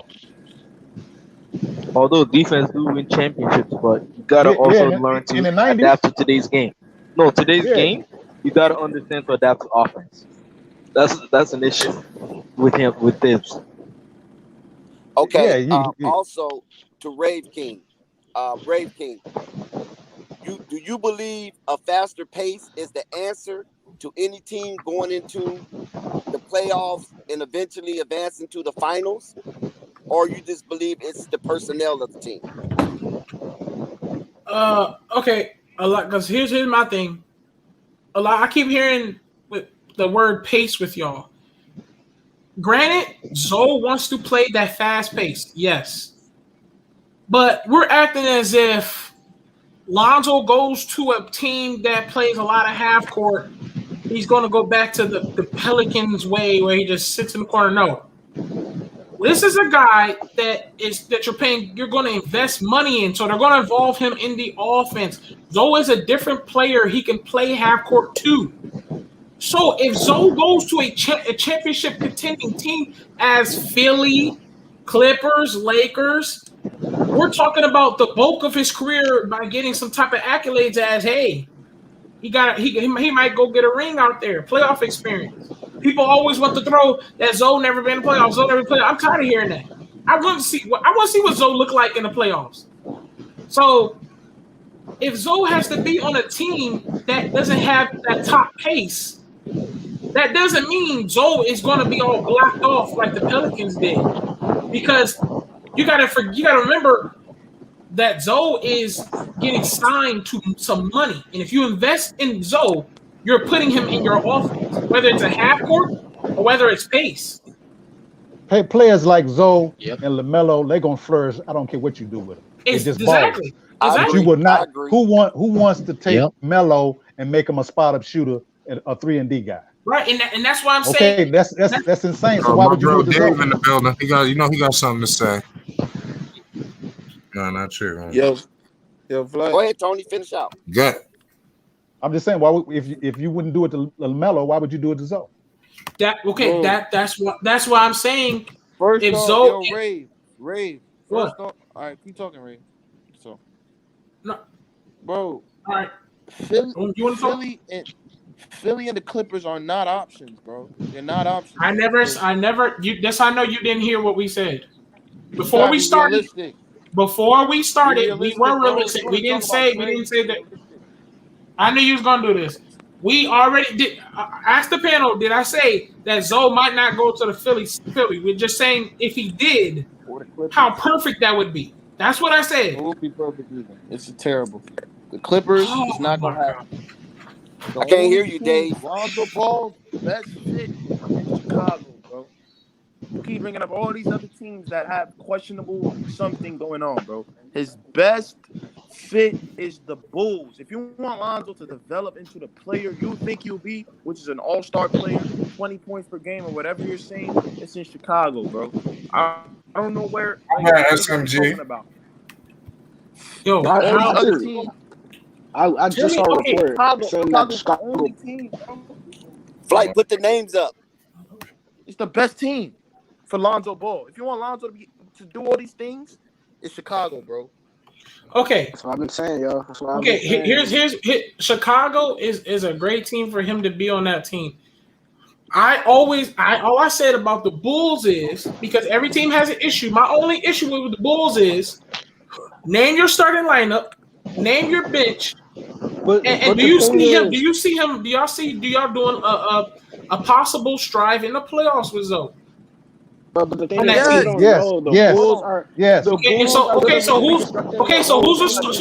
So name your starting lineup and Zoe goes over there. Yo, hold on, bro. Bro, do you not understand? The Bulls were like 2 games before the play-in. You making it seem like they're the worst team in the league, bro. They almost made the play-in game, bro. And if Levine ain't get hurt, they would have been in the play-in game, bro. They're not a terrible team, bro. Yeah. So imagine adding Lonzo, Patrick Williams, Vucevic, Levine, Troy Brown. You know, all these dudes. You can do something there, bro. It's a great young core, bro. That Lonzo could grow up with, bro. What's wrong with that?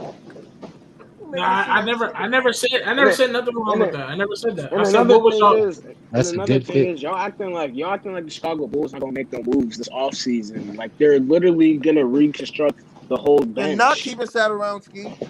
They're not keeping. Yeah, they're not a keeping lot of those dudes. Valentine. They're not keeping Valentine. They're not keeping none of those dudes, bro. The What only I'm saying bench is you player gotta they're keeping is Kobe White. You got to understand that they're trying to. I even forgot about him. You got to understand that you're trying to make Zach LaVine stay and make Zach LaVine welcome, bro. You want to keep having those type of teams? No, bro. LaVine's out, bro. If they keep doing that.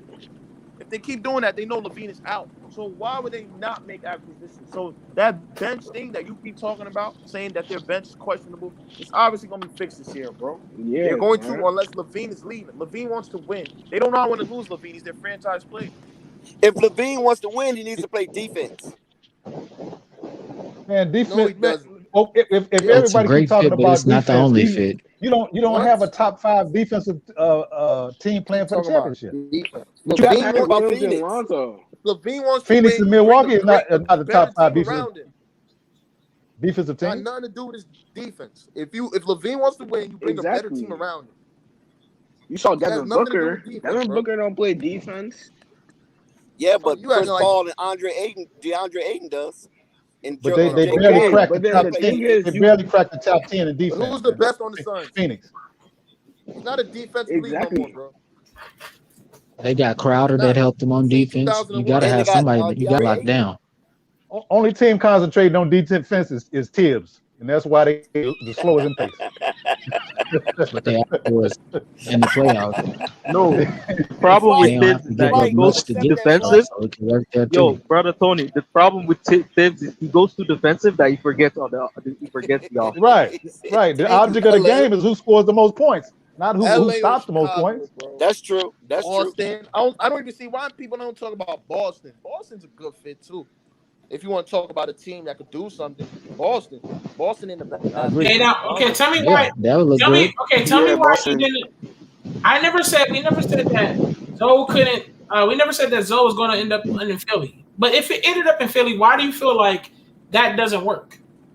Bro, Riv, I told you this yesterday, bro. I already told you who Philly looking at as their guard, bro.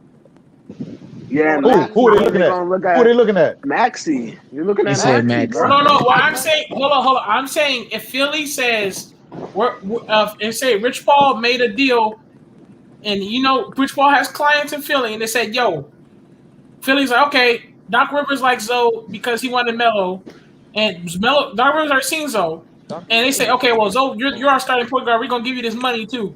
He's a starting point guard. Why does it not work?" Oh, so you're saying if Zoe was being able to run point, why does he's saying that Zoe got the keys? Yeah, they give Zoe the keys because he would have the keys. No, he wouldn't. No, he wouldn't. Okay. That's a big fat lie. That's a non-fact. No, I said if Zoe. I said if Philly, he would have the keys enough to where he needs to be. Zoe keys enough because.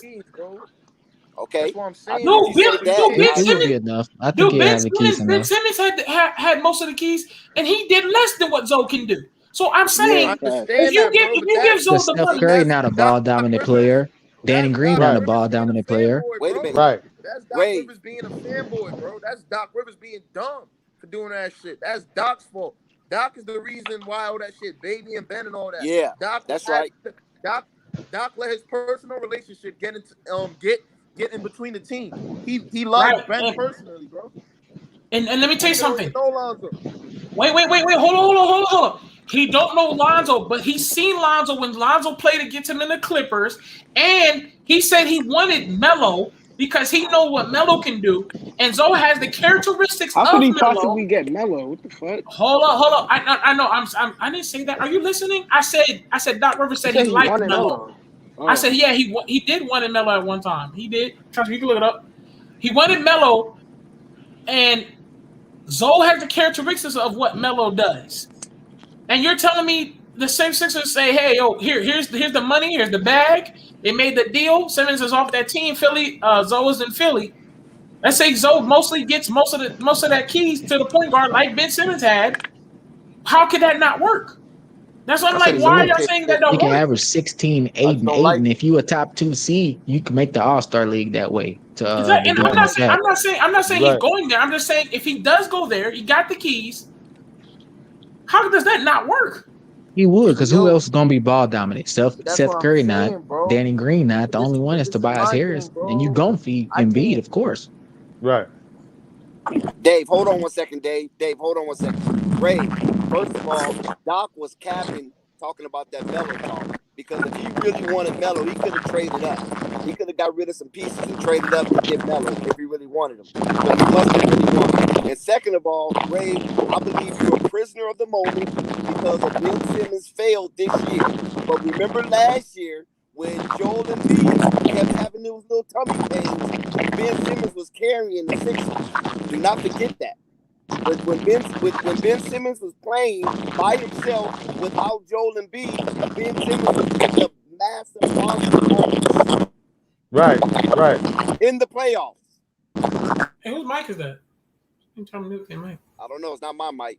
Remember that, Grave King. So don't be a prisoner of the moment because, he kind of slipped this year. Last year, Ben Simmons was carrying the Sixers because Joel Embiid was hurt with his little tummy pain. Come on, no, right. I never said. Wait. Okay. Here's what I'm saying though. Here's what I'm saying though. You're replacing Ben Simmons with someone to play point guard. So if Zoe plays the point guard, Rich Paul does his work with the clients up in Philly. They give Zoe the bag. Doc Rivers said he already likes the Melo style. So if Zoe has that type of style, some type of characteristics of it, and you're telling me Zoe is going to be the point guard of that team, and none of them are really ball dominant, Zoe's going to be able to do what he wants on that team and be contenders. That's true. It would look good. First of all, Ben Simmons not going anywhere. So no, wait, Ben Simmons. Wait, hold on. No. That's not true. Ben Simmons is already there and looking for listeners for Simmons to get out of there.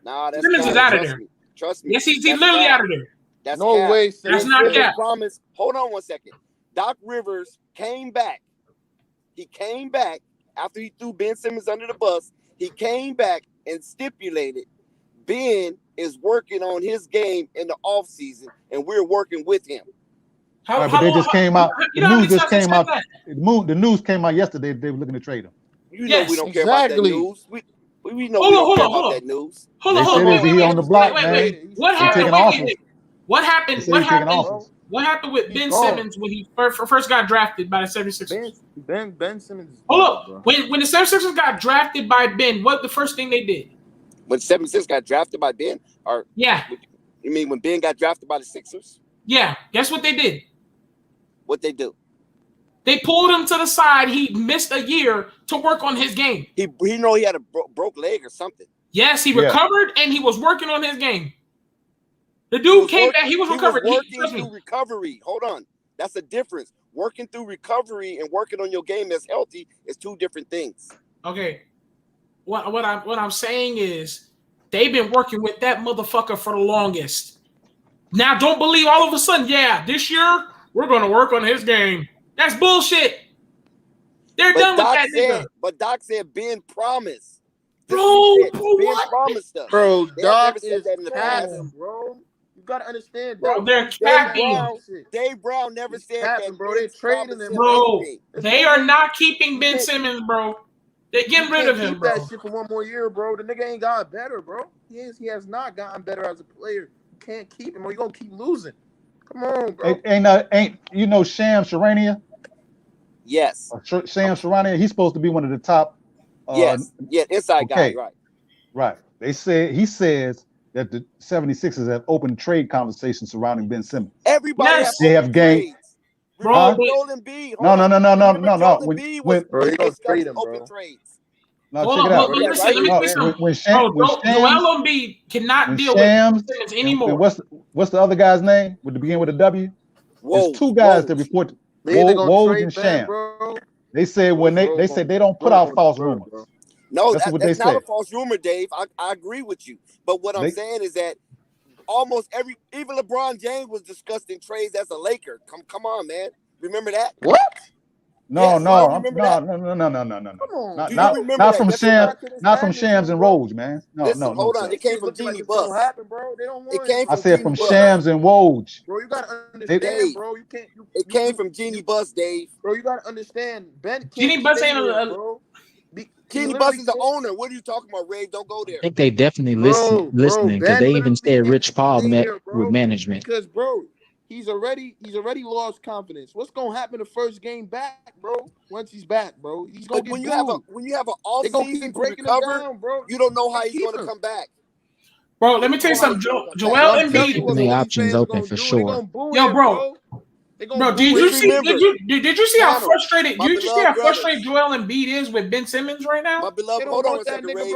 All my beloved brothers who disagree, keep in mind next season when Ben Simmons on that roster, I want you to come back to Sports Flight TV and say all XX Death was right. That's all I want to hear. All right, we'll be here. Sam said there have been multiple trade offers. And they said that McCollum and a first round pick, a 2023 pick for Ben Simmons, that's on the table. You guys are forgetting how well Ben Simmons played last year. No, I'm not. I said he was a solid player. I'm just telling you what the rumor is according to Shams. What the report is according to Shams. He's not trash for sure. He definitely a good player. Brother, Zoe go to the semis.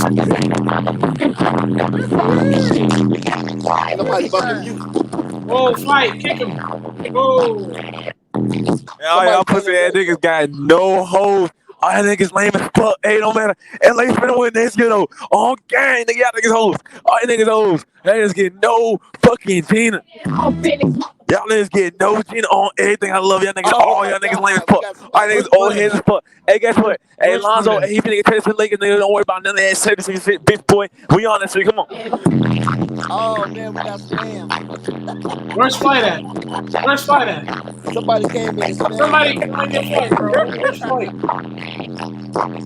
If you go to the Lakers, hey, they're gonna win. Put the names up, Flight. Oh, y'all some hoes, nigga. Oh, y'all some hoes. Man, Flight would disappear. But anyway, just keep in mind, Ben Simmons has been playing extraordinary during the playoffs except this year. Ben Simmons is whether all y'all niggas lame as fuck, bro. Oh God, all y'all team shitty as fuck, boy. Bro, whether Zoe goes to the you know what I said, nigga. Put some on me, nigga. Put some on me. I got problem, but put some on me then.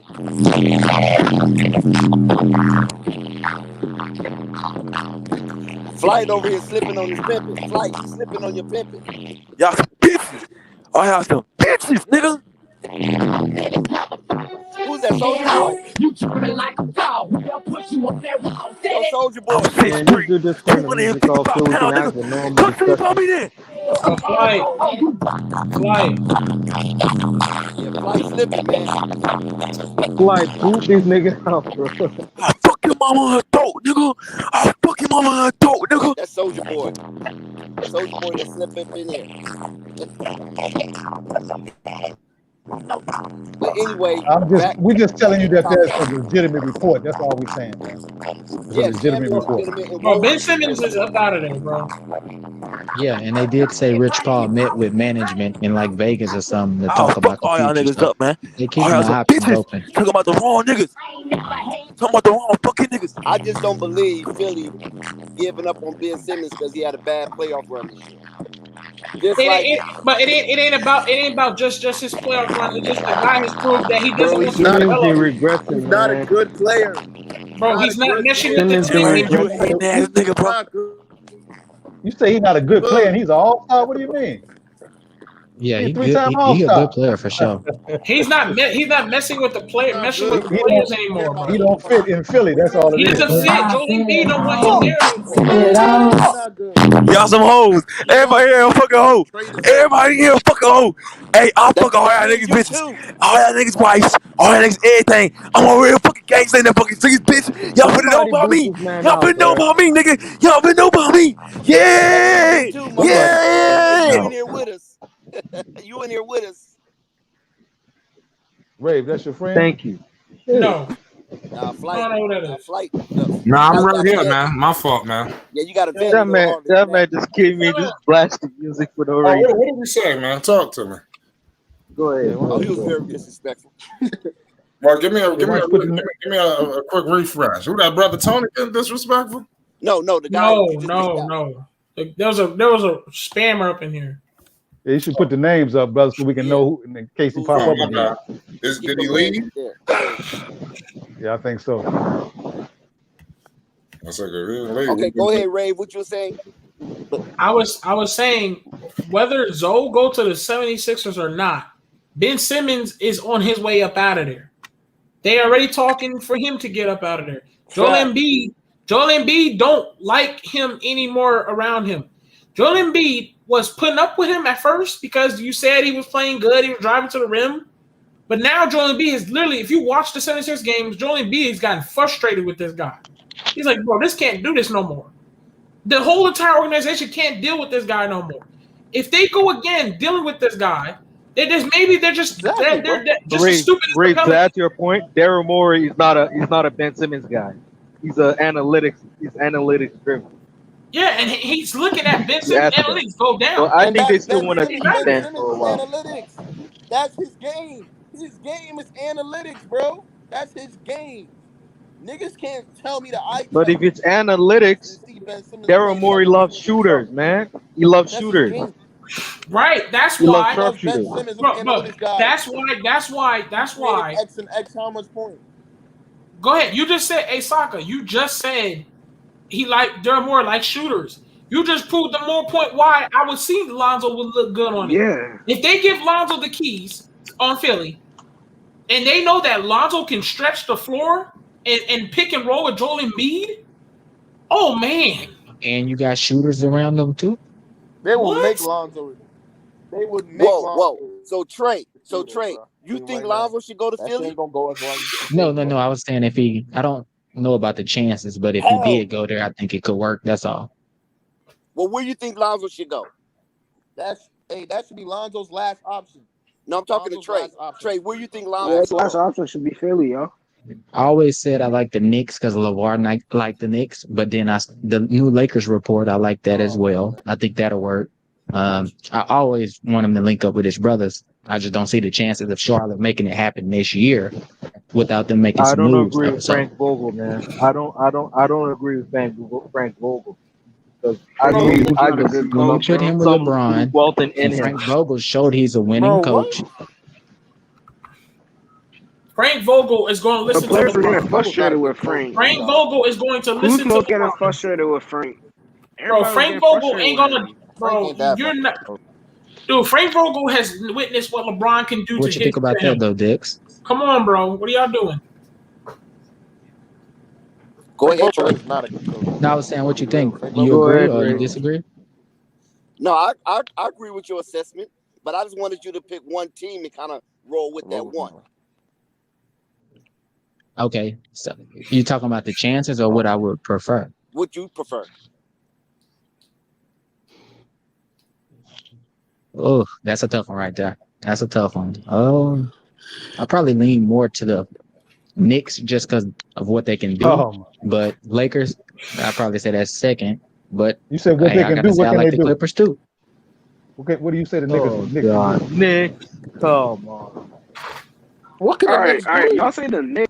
Like, I'm saying they can get other moves because they can just pay him and then still make something happen. So, but I wouldn't even be mad at the Pelicans.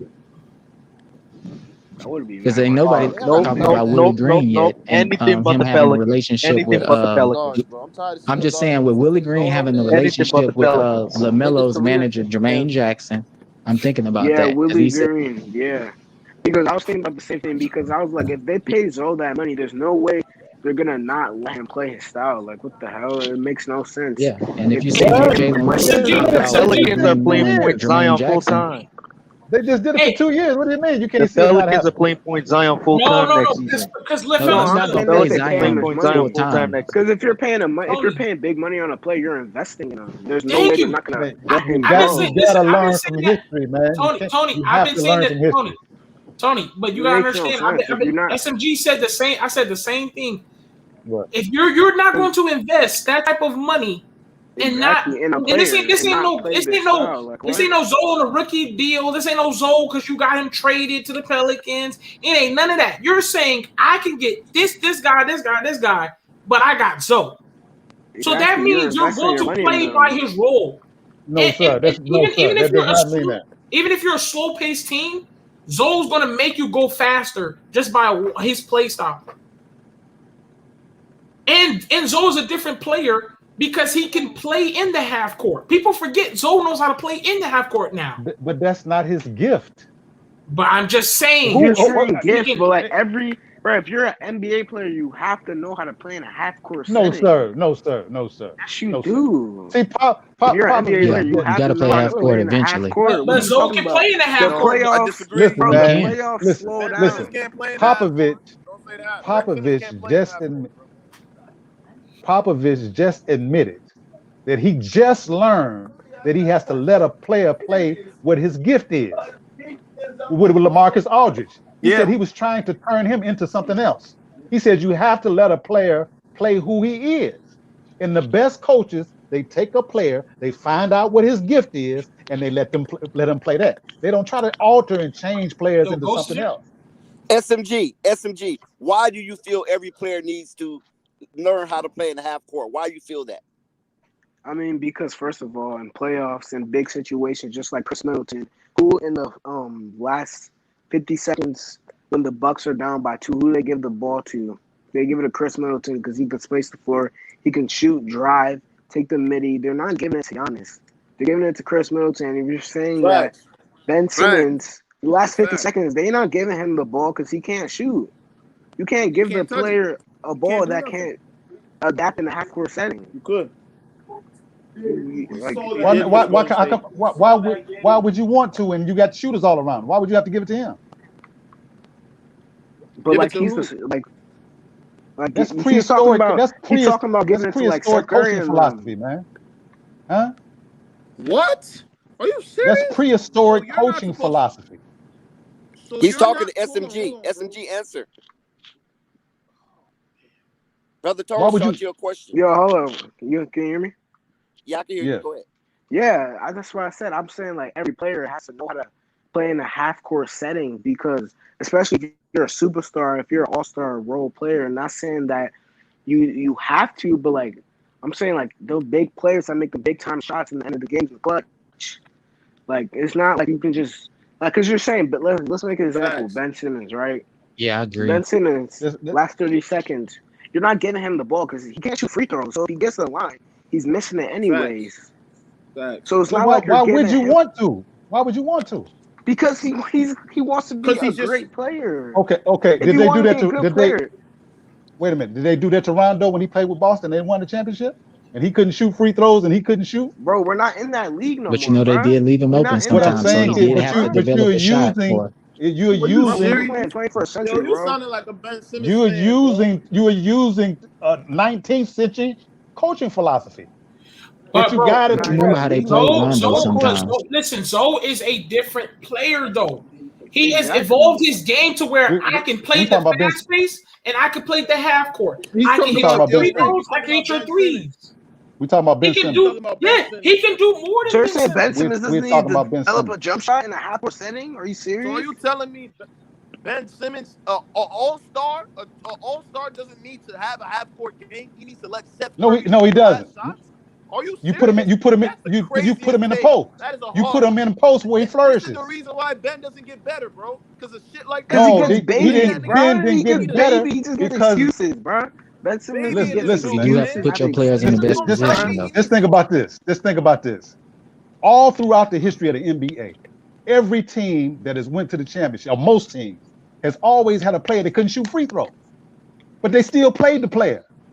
So how can other teams win with players on the floor that can't shoot free throws? Are but you the Sixers serious?